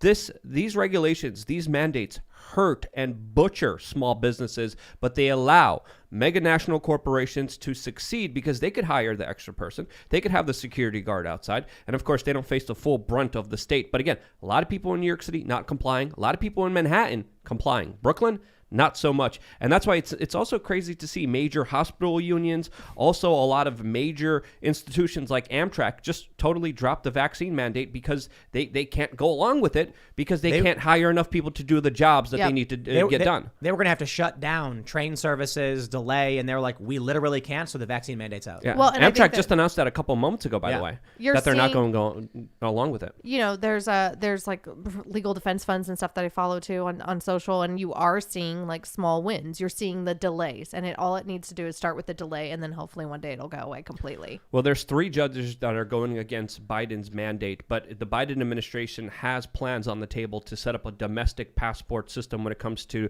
interstate travel, where they're going to be checking vaccine passports. That's some of the plans that they want to put forward. There's no way that passes judicial muster. But this is something that has already been implemented in Australia. Violation. Yeah, it's like, absolutely. Like Commerce Clause, anyone? Australia is a bunch, like the people of Australia are some of the, not all of them, but they're very, very cowardly. They're the people- most compliant people Right. I've ever met in my entire life. And they're like, oh, it's okay. We'll see. Okay. Like if I do this, then they'll leave me alone. In If the I Uni- do this, then they'll leave me alone. The United States is like the trope of the armed redneck in a tank being like, get My off my people. property. Preemptive My attack. Like I love that Family Guy joke where Kermit the Frog is he's like playing the banjo or whatever, and someone's they're going through a swamp, and they're like, hey, can you tell me where town is? And then he pulls out a shotgun. Yeah, it's back the way you came. That's the trope, man. Don't screw around with people like, get off my property, dude. My husband likes so Winter's Bone. I love Jennifer Lawrence, like the one that she was nominated for an Oscar for. My husband always tells people, he's like, you know where Elisha's from? They're like, no. I'm like, well, here's Oklahoma, and there's where I'm from. And then my husband's like, have you seen Winter's Bone? And they're like, yes. And he's like, that's where Elisha's from. Nice. People, look, Australia's got, their crazy spiders and, kangaroos. You ever see that video where the kangaroo's like banging on the glass? And They it's all used to ripped, have like, rats that were like climbing into cribs and trying to eat babies. So it's a scary place, but for whatever reason, the government comes out and they're like, we're going to lock all you in camps. And they're like, that's all right, mate. So the reason why is it actually is a society that is very like middle class, upper middle class. Like everybody is middle class. Like if you drive an airport shuttle there, you're like middle class. And I have a lot of friends that are Australian and love them dearly. And one of my girlfriends just became an American citizen, by the way. It's super cool. She has like family still over there, especially her grandparents. And they've talked about like this upper class, much like in the United States, right? Like you have these rich elitists that can still go to Mexico and fly their private planes and send their kids to the $70,000 a year, private school in LA and pretend like everything's okay. Chrissy Teigen. But it is the lower class there. It is like the blue collar people that are the ones that are going out and protesting and getting their, what's handed to them by the cops. Really brutal stuff that is disgusting that is not being covered by media anywhere. And it's kind of like the upper class. It's like, oh, we got the shot. We're okay. And it is the poor, the underrepresented underdogs there that are like, no, enough is enough. And I'm like, good for them. Like if any of you are watching, good for you. Like God bless you. It's the poor people that have been predominantly the victims here. They're the ones that are losing a lot of their money, losing their savings, losing their economic mobility, losing any kind of economic opportunities. They're the ones absolutely getting riddled with regulations, restrictions. They can't operate a small business. Multinational corporations, they could be open when lockdowns are imposed on everyone else. They could conduct business. They, of course, could afford the regulations. They could afford the extra taxes. They could afford every little whim that the government puts on them because they're working hand in hand together and working out secret deals that essentially benefit them. And that's why we're seeing the largest transfer of wealth in recorded human history happening right now. Let's talk about what's going on in New York City. New York City passes green gas ban. Experts warn could lead to electrical blackouts and soaring bills. De Blasio-backed law will outlaw gas stoves and heaters in all new building properties. So that is as of January 2024, all new buildings and taller ones, what is it, shorter buildings of 7 stories have to go electric by January 2024. New York City it's going to be, have you ever seen Escape from New York? Yep. Yes. That's what it's going to be like. And I love that movie. It's hilarious. When he crashed, you've seen it, right, Ian? Yeah. A couple months ago, we put it on glider downstairs. And he lands on the rooftop. Kurt Russell. Going down Snake the building. Plissken. Everything's, that's Hot right. old guy list. Everything's destroyed. Bill de Blasio said he wants to buy up these buildings that are, collapsing in value and becoming vacant to use as public housing. Oh. I got to say, it looks like everything he's doing, it has the Rebuilding the explicit- projects and segregating people. Is that what Bill de Blasio destroying wants? property value, forcing people to flee because he's conquering the city. Now banning gas in buildings. Well, there you go. I mean, it's look their vision of a future. Someone had a really, really great tweet. They said the elites. They were referring to space travel, but I think it applies to all of them. They were like, the elites do not want Star Trek. They do not want a Star Trek future. They want a future more like Dune. they want classist, elitist control of everything. That and they that's can what they're building. annihilate. You know Exactly. what? This cooking over an open flame is probably more than a magnitude better than cooking on an electric wire stove Yes. where you can't Way get, better. when you have a flame, you can pick the pot up and move it around and tilt it to get the heat exactly right where you need it for the food. Ian knows from experience. The quality of food is going to drop in New York after Can you? this. I just Sure, I imagine agree. like all the chefs in the world that are like, Crying. "No." You need open flame to cook. What are they going to do? They're going to have torches and they're going to be holding the pan with a torch under it. Flambe. They'll come up with a Stupid. really Look, cool like hipster thing where there's a grill in the restaurant. Yeah. My concern is not so much about the quality of the food they cook, but Blackouts? the rolling blackouts, that are going to yeah. literally kill people. Yeah, especially This in New is- York. Remember that freak ice storm Yep. that was Yeah. horrific like earlier this year that killed people in Texas partly because they were trying to do this clean energy move that wasn't a good thing, and the windmills froze after they killed all the birds and used more natural gas to make them than it actually outputs. New York is freaking miserable. And this is a problem. Do you think that Greta Thunberg knows that her plan would kill millions of people in a matter of weeks? No. When she's like, "How dare you?" She said, like, we mustn't wait until 2030 or 2023. We must do it now. It's like, if you shut off fossil fuels right now, you'd probably kill 10 million people in a weekend. Yeah. Easily. Because all the electricity goes out. People who are diabetic, they die instantly because their insulin goes bad. And then within the matter of a couple of weeks, the elderly start dying from a lack of access to heating and cooling. Yep. Oxygen. So I have to give her the benefit of the doubt and assume she just doesn't realize she's talking about genocide. No, she's being fed talking points by the evil environmentalist lobby of the world. What's their end game there's in another this? discrepancy, though. You talk about how poor people, underprivileged people, have been so negatively hurt by COVID and regulations. Here's something that leftists and radicals don't want to talk about: is the poverty index when it comes to energy and the energy poor in the world, and the best way to raise their future, their educational, their medical, like their professional economic growth is to provide these people with the energy that now Bill de Blasio and Gavin Newsom are trying to take away. And private entities are the best way to do this. Like, if you want to have a cleaner planet, let corporations do what they do. Like, the private market has been so much better for creating clean initiatives than the government regulation or bureaucrats or, tax bonuses have ever been. I went to Iceland a couple years ago, and it's beautiful. It's amazing. So cool. It's expensive a little bit. Yeah.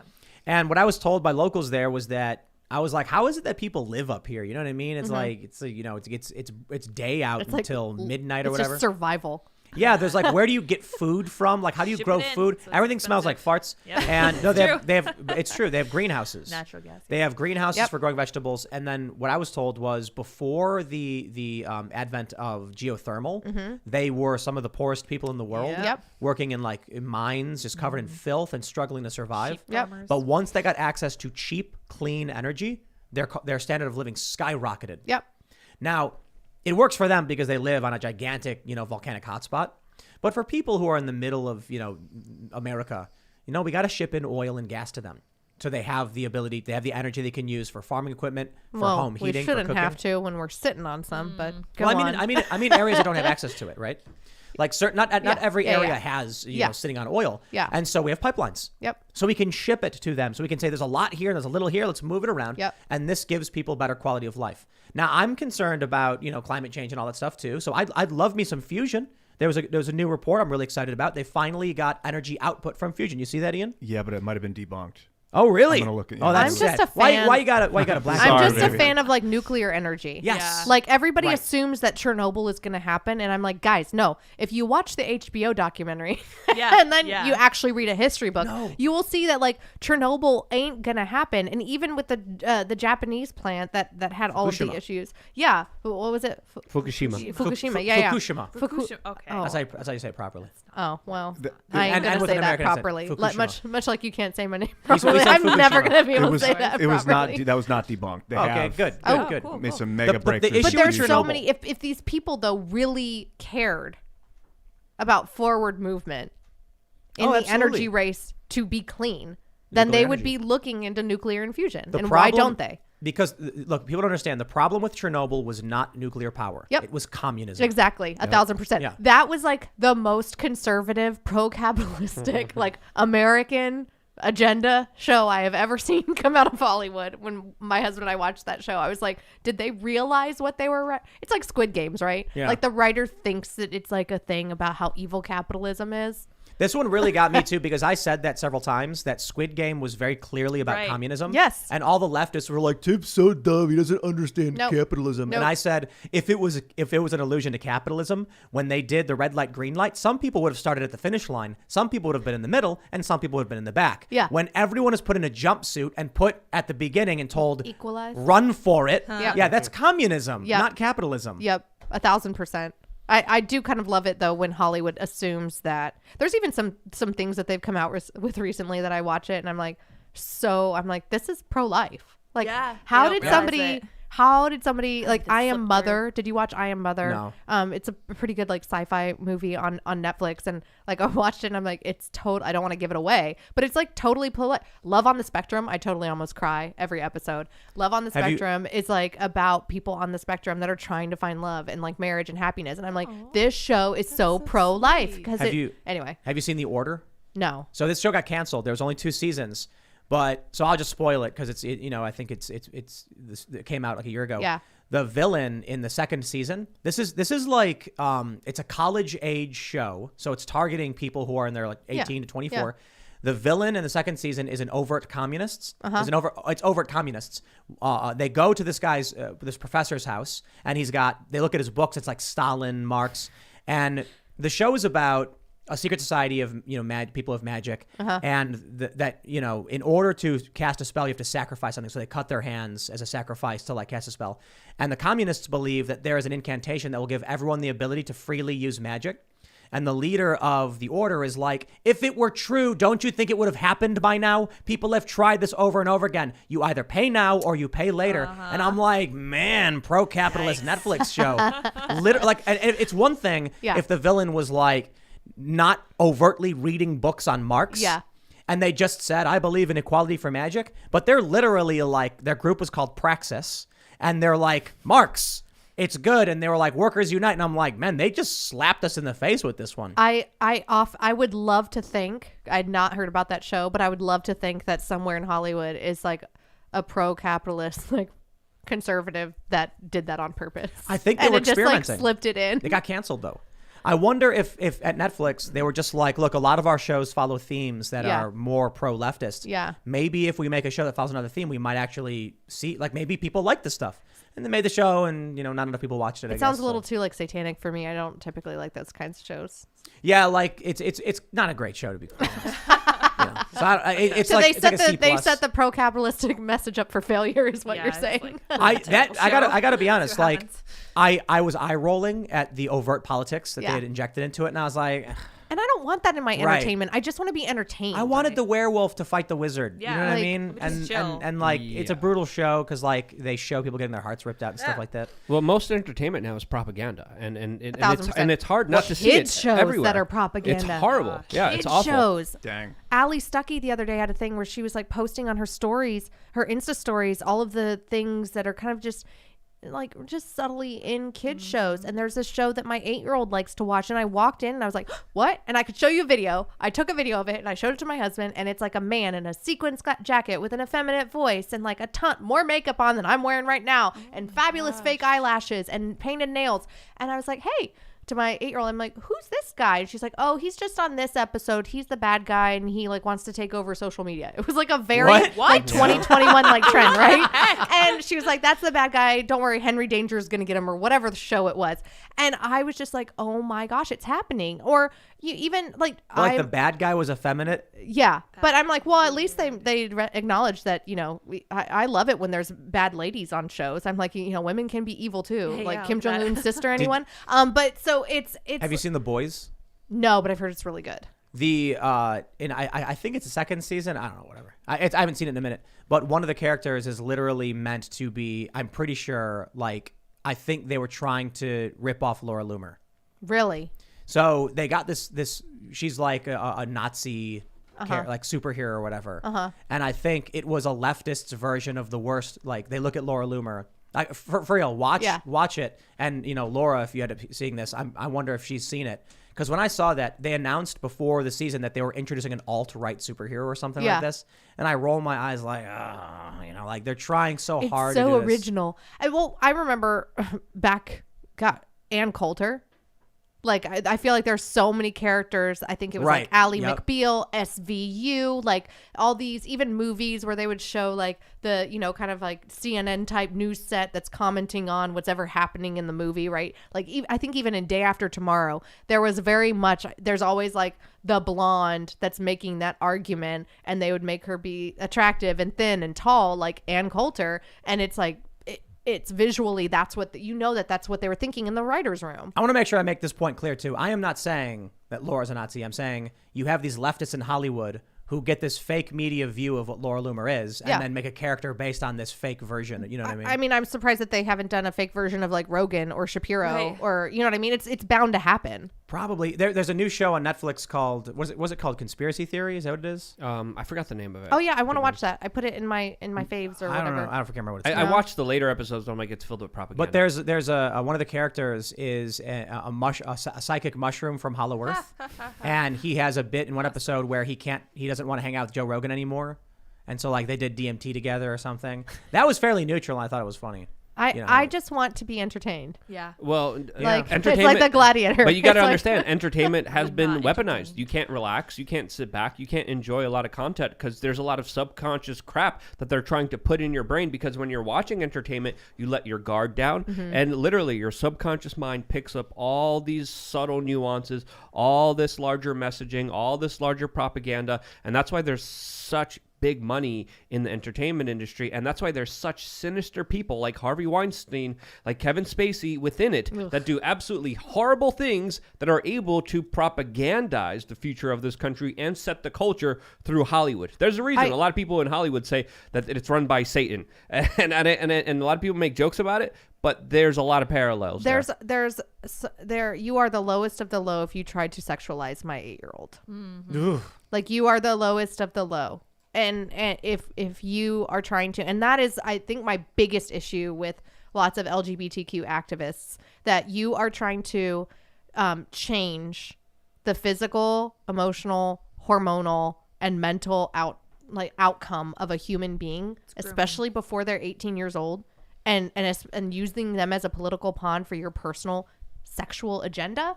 It's not okay. Let's go to Super Chats. If you haven't already, smash the like button, subscribe to this channel. We're going to have a members-only segment coming up at timcast.com. It'll be up around 11 or so p.m. So subscribe to our website as a member. Go to timcast.com. We have exclusive segments that only appear on that website. They'll be on the front page. Let's read some Super Chats we got here. Darth Ribbit says, Tim, the Convention of States has a Maryland chapter. We have members up in the West Virginia, Maryland area. We have 2 Maryland senators and reps sponsoring the COS bill. Very cool. Convention of States. Very, very cool. Awesome. All right. Rekha Morrison says, Alberta is easing restrictions on the unvaxxed because, and I quote, the premier, vaccine passports are leading to mass civil disobedience. Yes. He's in danger of losing his party leadership. Good. Ooh. I didn't know that they were all about that up there. Yeah. Good for you. Apparently. Have you ever gone up there and had poutine? No. It's so good. I It's know okay. It's I so know doughy. Canada because of my husband's dislike of it because he's from Detroit, and also Don Cherry. That's it. It's like all I know about Canada. I need poutine in my life. All right. Let's see. What is poutine? Like, is Well, it like the basic version is just French fries with cheese curds and gravy. But Oh when well, you, that sounds delicious. I know. but when you right? go to actual like poutine restaurants, Yeah. they have like 30 different varieties. Is there like a all-you-can-eat buffet style? Because I'm from the Bible Belt, and we like that. It sounds like if there's 30 different varieties, I want the one. thing of fries, just and then make I want to it- be able to try the different kinds. Just make it simple. Just eat a potato. Stop confusing things. No. No. Raymond G. Stanley Jr. says, Tim, Biden literally went to a disaster zone where lives were lost and ruined, and yet folks still booed him. Yeah. Guys, it is that bad for him. Yeah. Yeah, that's a good point. I mean, it's so true. It's the effects of what happened pre the awful natural disaster. On top of, I think people are like, screw you. You're just here for a photo op. Yeah, for me, the craziest thing is I still can't believe that tomorrow I'm going to see Spider-Man in theaters. Oh, I'm yeah. so excited. Uh-huh. I've been just like so excited when the trailers came out, and I knew Tobey Maguire was going to be in it. Is it really like 3 hours long? 2.5. It's only 2.5. I felt like somebody had said that they thought it was going to be 3 hours long. And I'm like, dang, like why? Sometimes I long feel like time. movies, it's the old lady in me. I'm like, that's just 20 minutes too long. Go to sleep. Wow, I'm excited.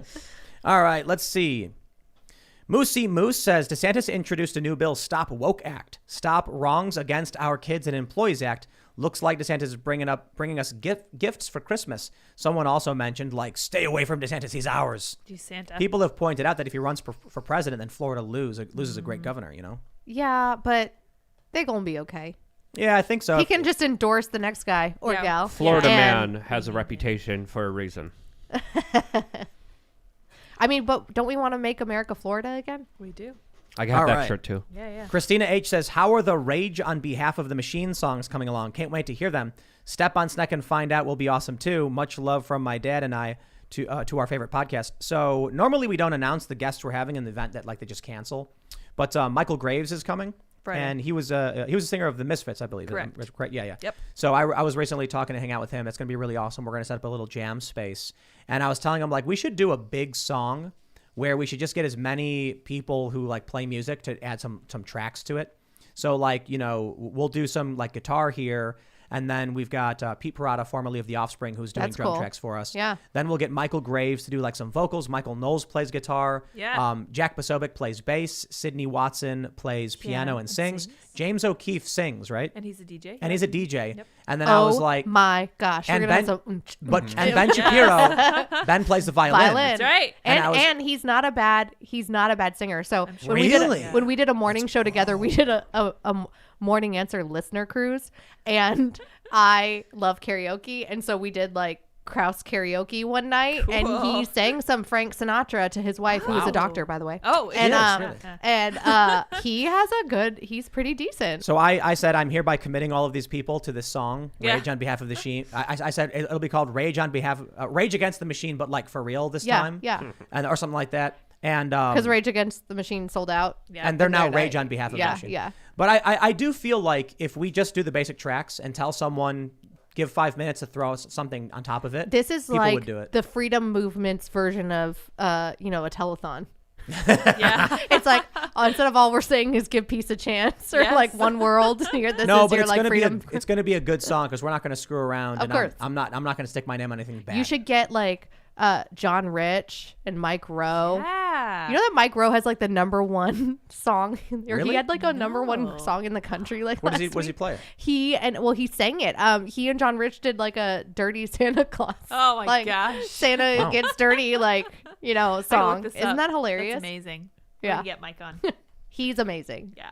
All right, let's see. West Side Power Sports says, any chance you can get Crowder on since he's off YouTube till after the new year? Would be a great IRL. Also, Merry Christmas to everyone. Is he off? I think I he know- got another hit. He's on He got hit, Rumble. Yeah. which is complete BS, and I always encourage people whenever they go after Crowder, YouTube gave him another strike, show your support to him with Mug Club. Yes. But he's not taking off for the holidays. I don't is think he could go live, so I think he's taking his show to Rumble for Right. a week. That's what I saw. Yeah. about it. Yeah. He still works. I said this earlier on Twitter. I'm like, when will big tech realize that the more you try to silence voices, it's like earned media. It's like free PR. And within limits, I think it's true for Bannon, though, because when they took him off YouTube, people want to watch Bannon. Yeah. So they just moved over to the podcasts, and so like his ratings skyrocket. Yeah. These are people who are looking for his content. The same thing is true for Crowder. Crowder's got over 500,000 subs on Rumble. Like, so this was he a does. huge mistake for YouTube. Yep. They only get by forcing the monopoly, but Crowder is not going anywhere. Yeah. So if he has to move to Rumble, his company still exists. Yep. He still has people. He has a family to feed. He has employees to make sure he's doing right by them. He's not going to shut his company down because he gets banned. No. And he's going to bring those millions of people, I think it's like 30 to 40 million per month, over to Rumble. He has a lot of views. Yep. That's insane. YouTube needs to realize this, and I will mention this too. Nick brought this up to me. I knew this last year. I didn't realize it. We are, in terms of a live show, the #1 super chatted show Oh, hey. in the world, I guess, according to like YouTube metrics, and we're the 12th biggest live show on YouTube, That's awesome. which is crazy to me. I didn't realize that. And they haven't tried to cancel you yet? They've given us a strike. So I recently, so they deleted the Alex Jones episode right when it happened last year. And we didn't do it. Like, I talked to Google. They said, no, it's done. You can't bring it back. And so then I hit up Alex and Michael, and I was like, come back. We're doing another new show because they won't reinstate this one. So I recently decided, it's been a year, I'm going to click the appeal button. And then they, within a day, said, we rejected your appeal. And I was like, yeah, I know. Yeah. They've So- sent the stuff that they like try to censor too, like Larry Elder's video on why America isn't racist, or I did a PragerU video about how America's abortion laws are more left than socialist countries. Yep. Yeah, and they they are. like censor it. Yeah. Dr. Peter McCullough was censored today. Yeah, It's crazy. I remember you saying that, and it's so crazy because it's like if you Google what kids can watch, like transgender reading hour or a drag queen storybook story hour, hour, yeah. like that's not put with a warning, that's not censored, but just factual information totally is. All right, Anthony Epley Says, in your discussion about virtual reality, you should look into Vasily Mahanenko's series, Way of the Shaman, Invasion, and Banned from Barleona. They cover all the issues you were talking about and take it even farther in the story. Interesting. We were talking about metaverse the other day. It freaks me out. Yeah, it's creepy, man.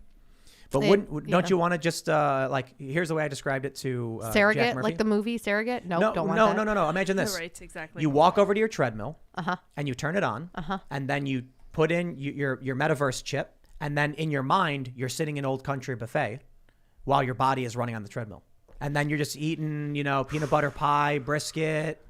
You got chicken wings, you got a burger and pizza, and you can eat as much as you want. And then when you're done, you take it off, and you're just running on the treadmill, and then you stop and get off. Nope, I like reality. Yeah. You know what's crazy? Some people, though. A lot of when you take drugs, a lot of the response you feel is your body's chemical response to the drug. Yeah. So I wonder if you go into virtual reality and you induce what your body thinks is the drug, that your body will produce the response, even though you only took a simulated drug. So there's some insane technology that I guess has been out for a while, but now it's like some of it is on the market where they have like the emissions of what receptors are. So like what a Jack and Coke is, like, and how it makes you feel, and like the body's receptors to that. I could be totally biffing this, but it's like this wearable that you can have like a Jack and Coke setting, or a relaxed setting, or like a setting that makes you feel like maybe you took a hit of pot or had some CBD, and that you're not actually ingesting it. It's like this wearable is like emitting whatever waves do that anyway. And so there is something, I think, that with the metaverse, like you have those things coming together. And I think with all technology, there's an incredible opportunity for medical advancements and economic advancements and educational advancements, right? Between like AR, VR, and 3D printing, like you could do medical school with people in the middle of nowhere in like sub-Saharan Africa. That'd be incredible. Got to get them power first, which Greta Thunberg doesn't want us to do. Like that. But I think with that though, definitely like with great power comes great responsibility, and it's real dangerous when you start to go the way of people becoming obsessed with that falsehood.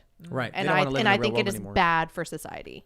All right. Lapool of Death Gaming says, how do I debate people who won't accept any news source that isn't their preferred source, especially those who love CNN? Use CNN. That's why I love using CNN. Yep. So, CNN reported on their producer who is, trafficking kids. On cable TV, they don't. So also, I think you just got to understand if out of 100 articles, 99 are leftist, and there's one that actually hits the nail on the head, use it. And then be like, what are you talking about? This is the Daily Beast. Like, I don't know what you want me to do. New York Times even. Right. The New York Times is saying Joe Biden shouldn't be I president. love to post NPR stories. Yes. No, It's great, my right? fave. Now, they falsely frame things a lot. Yep. But the point is, if you're debating someone and really trying to change their mind, you're not going to pull up Alex Jones, where he's like, turn the friggin' frogs gay. Like, that's a little too much for the average person. But you can pull up NPR saying something like, Biden's economic plans have failed and the Build Back Better plan is over. Or CNN reporting on his abysmal approval rating. Right. Or how about, it happened only after the election, but the laptop. Yep. After the election, like, oh, yeah, this laptop actually was real. I also, when it comes to COVID stuff, I love to just pull straight from the CDC's website. Yes. People are like, wait, what? Only, it's so dangerous to kids. You're trying to kill your kids when you let them walk around without a mask on, Elisha. And I'm like, well, but how many children have died? And they're like, thousands. And I'm like, well, actually, screen grab. Here you go. Not true. Exactly. All right, let's see. Rock says, can we stop praising DeSantis, who signs and supports anti-free speech laws, silencing people and companies that support boycotts of a foreign nation? I'm not a fan of that. Not a fan of it. Yeah, not a fan of it at all. Deserves criticism for that. Can we cycle back to what we talked about when we were talking about MLK and the affairs and stuff and how nobody's perfect? Yeah. I would much rather take that than, other Republicans who are anti-2A and do other things too. All right, let's see. Let's grab something good. Tyler says, this is to Ian. I am sorry for the tone of previous criticisms. I have newfound appreciation for your contributions. Thank you, sir. Well, there you go.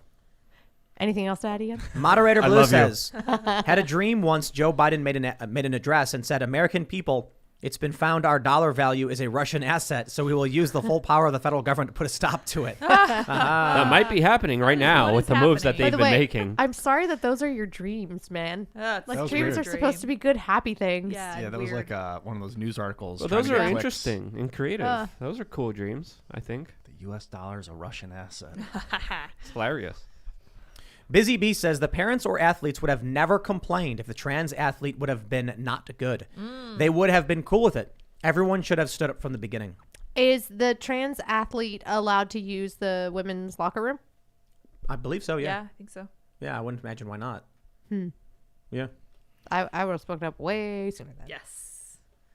All right, let's see. There was one I saw before. The Great Treasure says, great guest. If you will not fight when you are most likely to win, you will fight when it is most certain you will lose because it is better to die than to live as a slave. Yep. Churchill. Absolutely. Interesting. Good Love me quote. some Churchill. Yeah. He also liked whiskey and cigars, so that's cool too. That's great. And freedom. Yes. MZ Kim says there's a huge difference between getting sued for violating EEOC by a private individual and the full force and effect of the state enforcing mandates. Yeah. Not true. Wrong. Really, though? Yes. The EEOC comes at you as a state agency, not as an individual. I've filed National Labor Board complaints against organizations, and it is not me personally hiring a lawyer and going after them. They get a call from the government who says, don't lie to us. Here's what's going to happen next. And they go, okay. Huh. When you file an EEOC complaint, the government comes after them, not an individual. Interesting. So it's actually, I would actually argue, when you violate the mandate, you're going up against one man, Bill de Blasio, and his executive order, Yep. and then his underlings. Yep. When you violate someone's, like if someone's got a medical condition and they can't get, so you fire them. Mm-hmm. Now you've got city, state, and federal agencies you're going up against. So I think it's clear as day that people fear de Blasio more than three different agencies. New York City has a Human Rights Commission, the states has a Human Rights Commission, and the federal government has the EEOC. But when you have Kathy Hochul at the state saying that God wants you to get vaccinated and enforcing all of these mask mandates and vaccine mandates and stuff, like, as a business owner, don't you assume that you're really not going up against the three? You're going up against, it's like you're damned if you do and you're damned if you don't. Like, it's 2 and 2 at this point. And then when you have the Biden, like, you really are odd man out. Rock in a hard place. All right, let's see. Pitsu says NYC will be the U.S. gulag. Perhaps. I don't know about the entirety of the city. But California. I don't know. Dude, the Most of it. Are they metaverse. going to build? Are they going to build camps like in Australia? The metaverse is the U.S. gulag. They have nowhere to put camps. I mean, if they're you ask getting rid Alex of their Jones- prisons. Well, They- he said they that- can't that- even run their prisons But in New de York City. Blasio was gonna. Well, they're gonna release all the prisoners and put already- unvaccinated people in them. But he was saying that de Blasio wants to take all the buildings, like the vacant buildings, and well, he make said them he into wanted to housing. buy So, some of these cheaper buildings and convert Yeah. them into public housing. AKA COVID prisons. Yep. I could see it. Well, there you go. All right. Stephen White says, that's why you need to come to Tennessee. We have nuclear with the Y12 power plant and the hydroelectric with plenty of dams. I do like Bill Lee. That's the Interesting. governor there, right? I don't know. No idea. Bill Lee is the governor there. Tennessee governor? I'm a fan. Dawson Jackal says, remember the movie Soylent Green was set in 2022 and in New York. You will be happy. I have not seen that one. Maybe. Bill Lee? Is that his name? Yeah. It's also important to know anyone comes into New York City is tracked and databased because they have toll roads that Oh, literally yeah. take a picture of everyone coming Easy in Pass. and out. Yeah, it's Yep. tracking your Easy Pass. That's for sure. So they Mike- could convert it to a prison very easily. Micah Young says there is a Ben Shapiro character in the Daniel Craig movie Knives Out. It was pretty bad. Was there, though? Oh, so Ben speculated that what's Chris Evans' character was like supposed to be him. Really? I didn't. Chris Evans? Right? Wasn't that who it was? No, Chris Wait. Evans is like 6 foot tall and ripped. That's Captain America. Right. Yeah, but Yeah, he was in he's Knives in it. Out. He's like the rich Can kid. someone CGI Ben Shapiro as Captain That America? would be Like fantastic. fighting the Winter I would Soldier? like So that. you know the that guy like before he became Captain America. I think that's more likely. Let's be No. real. Let's be honest here. No. Let's be honest. Why does everybody you worked rip with, Ben's You size? worked with him. I'm know- I'm not making fun of him for his size. I'm making fun of the idea that someone would claim Chris No, Evans. I think it was and- the character. It was like the actual like Personality. demeanor and Yeah. personality I and could like see what he that. said about wealth and like education and stuff like that. I think that that's what they're trying to do. I- I watched not- the movie not- and I actually really enjoyed the movie and I didn't see the comparison. No, not it can't be Chris. Ben Shapiro is not like the Chris Evans character is a narcissist And I don't believe Ben Shapiro is a narcissist. He's 1,000% not. Right. So the Chris Evans character is like, But I'm if smarter you're, and I'm better than you. but if you're a radical leftist, Right. you Right. watch Ben Shapiro and think He's full that of he's a himself. narcissist. The persona of Ben Shapiro. Yes. It was crazy watching Ben debate that dude, Malcolm Nance, Oh, Yeah. on Bill Maher. I wish it had gone on And I'm longer. like, why would anyone support Nance, who is just being mean and snide? He just literally had 0 comebacks. He Yeah. just Yeah. looked like a Ben sore shouldn't have loser. said. See, we got to teach America how to lose again. Yep. Ben shouldn't have said I sleep on piles of money though. But I get it. He came. You mean that thug life? Right. You didn't want that moment? No, because you're trying to win hearts and minds. When Malcolm Nance said, "Is this what you do on your show? Because it sucks." Yeah. Ben said, "I'll think about that when I sleep on piles of money." Yeah. It's like, dude, if they're accusing you of being a grifter, that's not the route you should go. My response would be like, Malcolm, like, please, we're trying to do a professional conversation Yeah. here. There's no reason to get derogatory. And then he would have been like, okay. Well, I actually, he could have tuned in. Yeah, this is why this many X millions of people tune into my show. But I think like what I often do on Facebook when people are agitated, I just respond with like, I don't understand why you're being so mean right now, and then they immediately like de-escalate. Not everybody, but I a lot of sometimes say people. Jesus loves you. I don't have to. Oh, yeah. Wow. That's good. No, it's like, why are you being mean? I don't understand. And then they'll Yeah. be like, well, I'm just saying, and I'll be like, I know. And so if someone was on the show and they were like, man, you sure do suck at what you do, I'd just be like, look, I'm not here to tell you, like, to insult you and be mean to you, man. I just want to have a conversation. Yeah. But we don't have to, I'm not trying to make you I would love to go to their job and be like, you suck at what you do all day long. I don't But know. it was really, really good. I mean, Nance did, I don't think he was like the worst in terms of being able to respond, but he clearly, these people don't have answers. They know what they're talking about, No, especially I think specifically in that conversation or debate or whatever you want to call it, like on the CRT stuff. Like Ben was 1,000% right. Like you guys are trying to label it something else, but this is indeed what it is. And Ben is like from another planet and has the ability to almost photographically remember all Yeah. of the details of these things and break down those arguments. Watching that debate, I was just like, Ben Shapiro's got talent. When he was just rapid fire with the Yeah. with the wit and Yeah. the answers and the Yeah. recall. Yeah. Damn. Super smart guy. Yeah. Don't agree with him on some issues, but super How smart. dare you, sir? Yeah, you better agree with him on everything. That's my brother from another mother. All right, I gotta read this one. Rob Ingram says, to touch on your convo from yesterday, or was it Monday, about the death sentence for rapists and pedos. Why should they live free while their victims live with a lifelong scar? I want to make sure. I feel like people aren't understanding because we got a bunch of super chats from people who don't understand. The reason I oppose the death penalty is because the government kills innocent people. To put it simply, like I asked Ian, how many innocent people are you willing to kill to make sure that those bad people also die? For me, the answer is 0. I am unwilling to take the chance that the state is sanctioned to kill innocent people because it might kill many of the bad people. Benjamin Franklin said it is better that 100 guilty persons escape than 1 innocent person suffer. If the bad person is locked in a steel box and can't leave, and the threat is 0, then I don't believe we should kill them. It's bad enough the state convicts innocent people. But if the number is 1 out of 1,000, out of every 1,000 bad people, really bad, evil people who are convicted, 1 innocent person is locked in a steel box, I still feel that is very, very bad that we have locked an innocent person in a steel box. But I will be damned if I'm going to be the person who says, I'd like to sign off on killing that person next, because those people are really bad too. So the way I see it is we must neutralize the threat. If there is someone who is a violent, evil murderer, and it's to the degree where they're like, there is no rehabilitation, there is no releasing this person, they will kill again, we lock them in a steel box and we throw away the key. That way, at the very least, you don't have to answer to anyone as to why you were willing to kill even 1 innocent person. Because I believe, and I am not a very religious person, but I believe you are, that in the story of Sodom and Gomorrah, that God said, if there's but 1 righteous person, I will not destroy the city. Yeah, but after he found 0 righteous people, he still destroyed the city. That's exactly true. And that's why I'm saying, if I can see, if I am watching someone commit an atrocity, I will act in self-defense of that person with the use of lethal force. If I see someone who has just gone on a rampage, they've killed several people, and they're planning on doing it again, I will absolutely apply lethal force in defense of others. So, But if there is a person, and the state comes to me and says, I am a representative of the state, trust me when I say this person is bad, I'll say, hell no. But don't you think that part of the reason why the state, I think it is a good thing that the state does do this in certain circumstances, because you don't want armed vigilantes running around having cowboy justice? Well, why would that be the case? because you have parents or families of No, people I'm saying when the guy's who- locked in a box.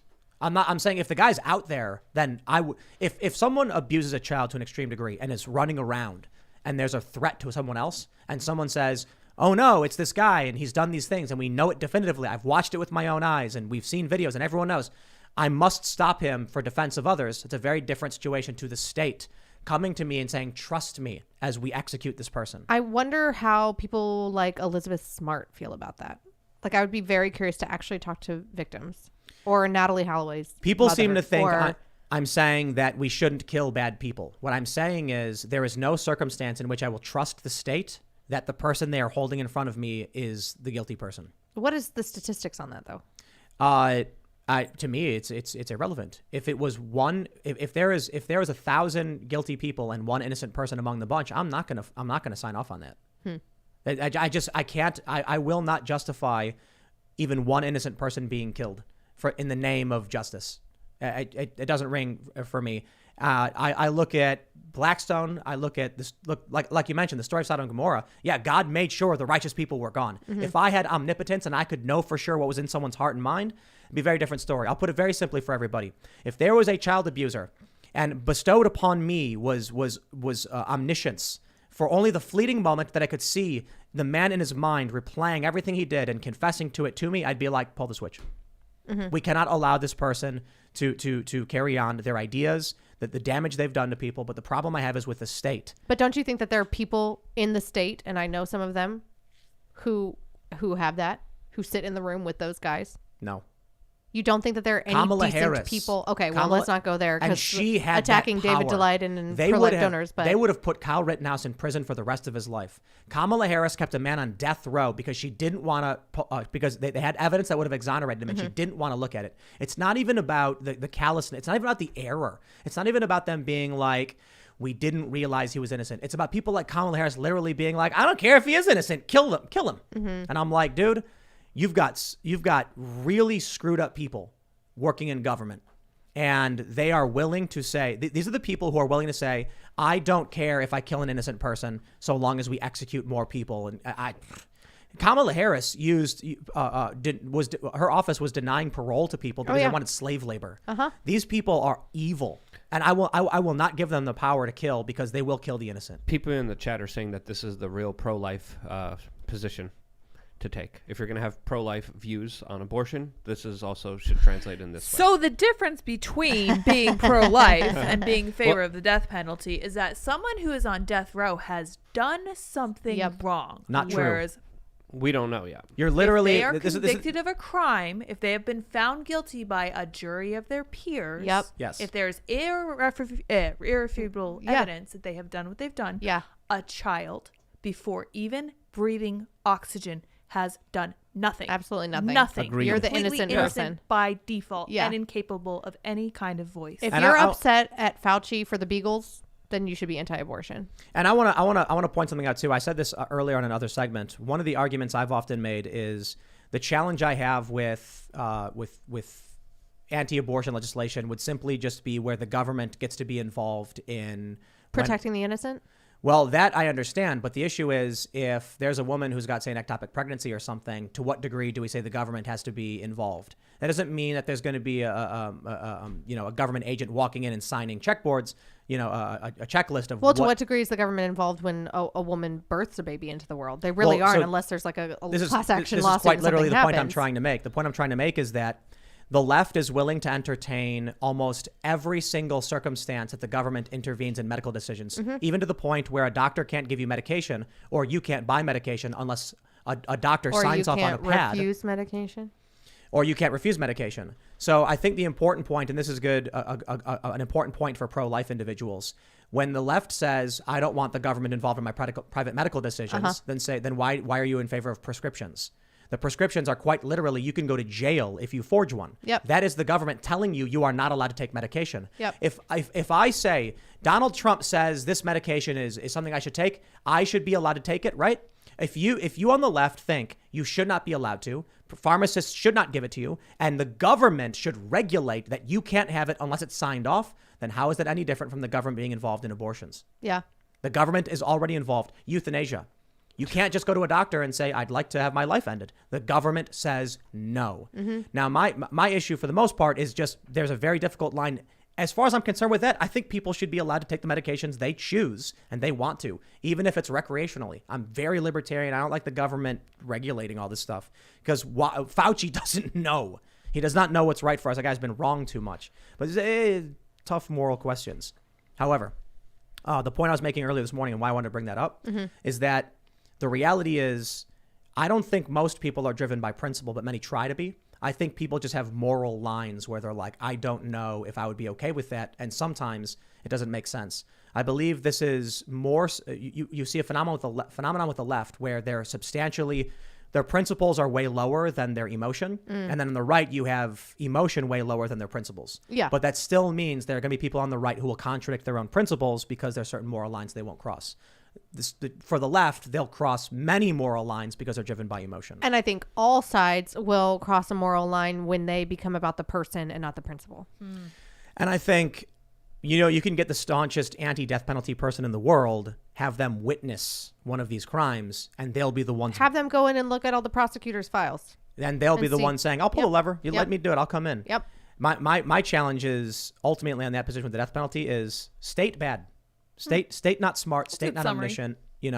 If the Lord himself came to me and said, this person did these things, then I'd be like, well, I mean, honestly, I'd say, you pass judgment, not me. Right. But if it was for the safety of the community and we knew this person had forfeited their rights to due process and it was definitive, and in that case, I'm like, all right, well, I'm still not necessarily in favor of just killing someone if you've already subdued the threat, but I understand that. Do you support jail, state-enforced jail? Yes, absolutely. Yeah. So the issue here is taking someone's life away from them, but letting them have 3 square meals a day in a box is okay through due process. But ending their Yes. life through due process is no. Yeah, I don't agree with that. And it's namely about like. I understand a lot of people are like, look, these people are so evil, they should not be allowed to live. And I'm just like, I'm not the person who thinks I have a right to determine who has a right to live or not. If the threat is subdued, we contain it, then we can carry on. A part of me thinks it should be up to the victims' families. Interesting. Because there have been cases where you have, guys who murdered teenage girls, and then there's like this incredible forgiveness and restoration and healing where the parents come in and they like minister to them, and then they're friends, and then they get them on a work release and like those kinds of. I'm not that good of a person. If it was my kid, I'd kill you myself. Like I would be like that dad in the Larry Nassar courtroom that jumped over the bench to beat the what out of him. And I think that a part of this is, I think it goes back to like America's roots and like good old fashioned, biblical Judeo-Christian values, and then the good old West of like, you done wronged my family, and like eye for an eye here. So Rob Ingram says, I get your reasoning, but you can avoid the government executing innocent folks by ensuring they are guilty beyond a reasonable doubt. Beyond a reasonable doubt. Also, show all proof in a televised trial. But beyond a reasonable doubt is exactly the opposite of definitively true. Beyond a reasonable doubt just means an average person says this is the most likely scenario. It is beyond a reasonable doubt. However, there are many people who have been convicted of crimes. There was one I was watching recently about, I can't remember who covered this. A security guard heard a gunshot, called the police. The police came and found a dead young woman. They blamed the security guard, and then they prosecuted and convicted him, and he went to prison for 18 years. Later, it turns out the state knew that there was a gang that was robbing the neighborhood and was there, but they just wanted a prosecution. Yep. So beyond a reasonable doubt, yes. When they went to the jury and they said he was there, he was armed, he was, the only person at the scene, and they said, here's exactly why. And the jury said, well, it's proven to me beyond a reasonable doubt. And the dude was innocent the whole time. And they took away 18 years of his life. So I'm actually in favor of this. They typically don't pay people who are convicted, who are innocent, because they say we didn't do anything wrong. I don't care. If the state wants to deprive someone of life, liberty, and the pursuit of happiness, and it turns out they were wrong, they should be responsible. Absolutely. I would agree with that. Yeah. So I actually think this. If someone is arrested for a crime and they're going to be held without bail, they should be put up in a standard, 3-star hotel room. Not literally a hotel, but their detainment should be a nice bed with turn-down service, a TV, access to the internet, because taking away someone's access to communications on the basis of presumption of a crime without proving it, I think is wrong. Well, if you storm in a 3-star, you're going to get people committing crimes that are destitute because it's better than where the hellhole that they live. Yeah. These are the challenges. I would sure, fine, whatever. Some people will keep committing crimes to go back to jail because they feel more at home there. No, because when you actually get convicted, then they bring you to the, less nice place. My point is Kyle Rittenhouse was in jail for 3 months with no shower. And he should have been in a normal, I'm not saying give him a luxury condo.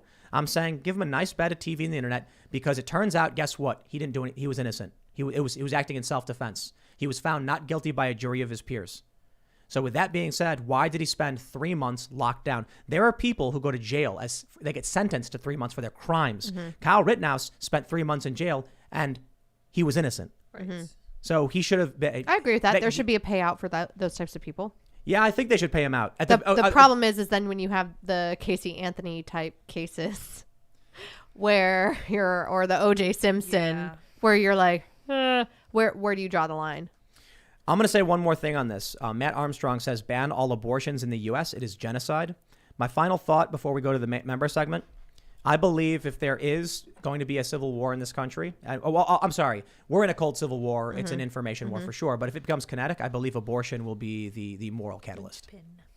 When here's my timeline for potentialities. I'm not saying it's possible. It's true. Mm-hmm. I'm just saying Supreme Court has already signaled they'll overturn Roe v. Wade June 2022. At least that's what the left is saying, and that's what NBC and many other outlets are saying. Then you get a red wave in November, and a bunch of Republicans in the Senate and Congress pass a federal abortion ban now that Roe v. Wade has been overturned. But Joe Biden vetoes it. The 2024 election results in the Republicans saying the first thing I will do is I will sign this bill, the ban abortion bill. Mm-hmm. Then you'll get blue states saying, we will not abide by this federal law. Well, yeah, you already have Newsom saying that California is going to be an abortion sanctuary. And then you're going to get federal law enforcement by red states demanding it be ended because it's a moral, it's a moral evil. But as I stated, Democrats and the left aren't going to storm red states to set up abortion clinics. Right. But red states, National Guard, law enforcement, feds will go in to shut down illegal abortion clinics should a law get passed. So that's my potential timeline. And if those things were to pass, then I believe you could end up with states trying to secede and things like that. So that's just my final thought on that one. But we got to go to the members only. We're going to start recording that members only segment. So go to timcast.com and become a member. It's in the top right corner. You can sign up. We're going to have a member segment coming up. And make sure to check out. You get access to a huge library of content from all of our past guests. So we greatly appreciate it. Help support all of our work. Smash that like button. Subscribe to this channel. You can follow the show at Timcast IRL. Follow us on Instagram. And you can follow me at Timcast. Do you want to shout anything out? At Elisha Krauss on all social platforms. Elisha Krauss, not Elisha Krauss. Elisha Krauss. Yep. We're going to mess that up. And just so people know, I have my own media organization. I released 2 videos today. One, a daily news video, and another very important one about talking points that you could share with your loved ones when you're meeting with them over the holiday season. You could watch that one exclusively on LukeUncensored.com. Hope to see some of you guys there. Thanks for having me. You can always catch me at iancrosland.net. Check out my social media accounts from there, and I will see you later. Very wonderful, spirited lady conversation tonight. I really enjoyed your company, Elisha. Thanks. You guys may follow me on Twitter at Sour Patch Lids. We will see all of you over at timcast.com. Thanks for hanging out. Bye, guys.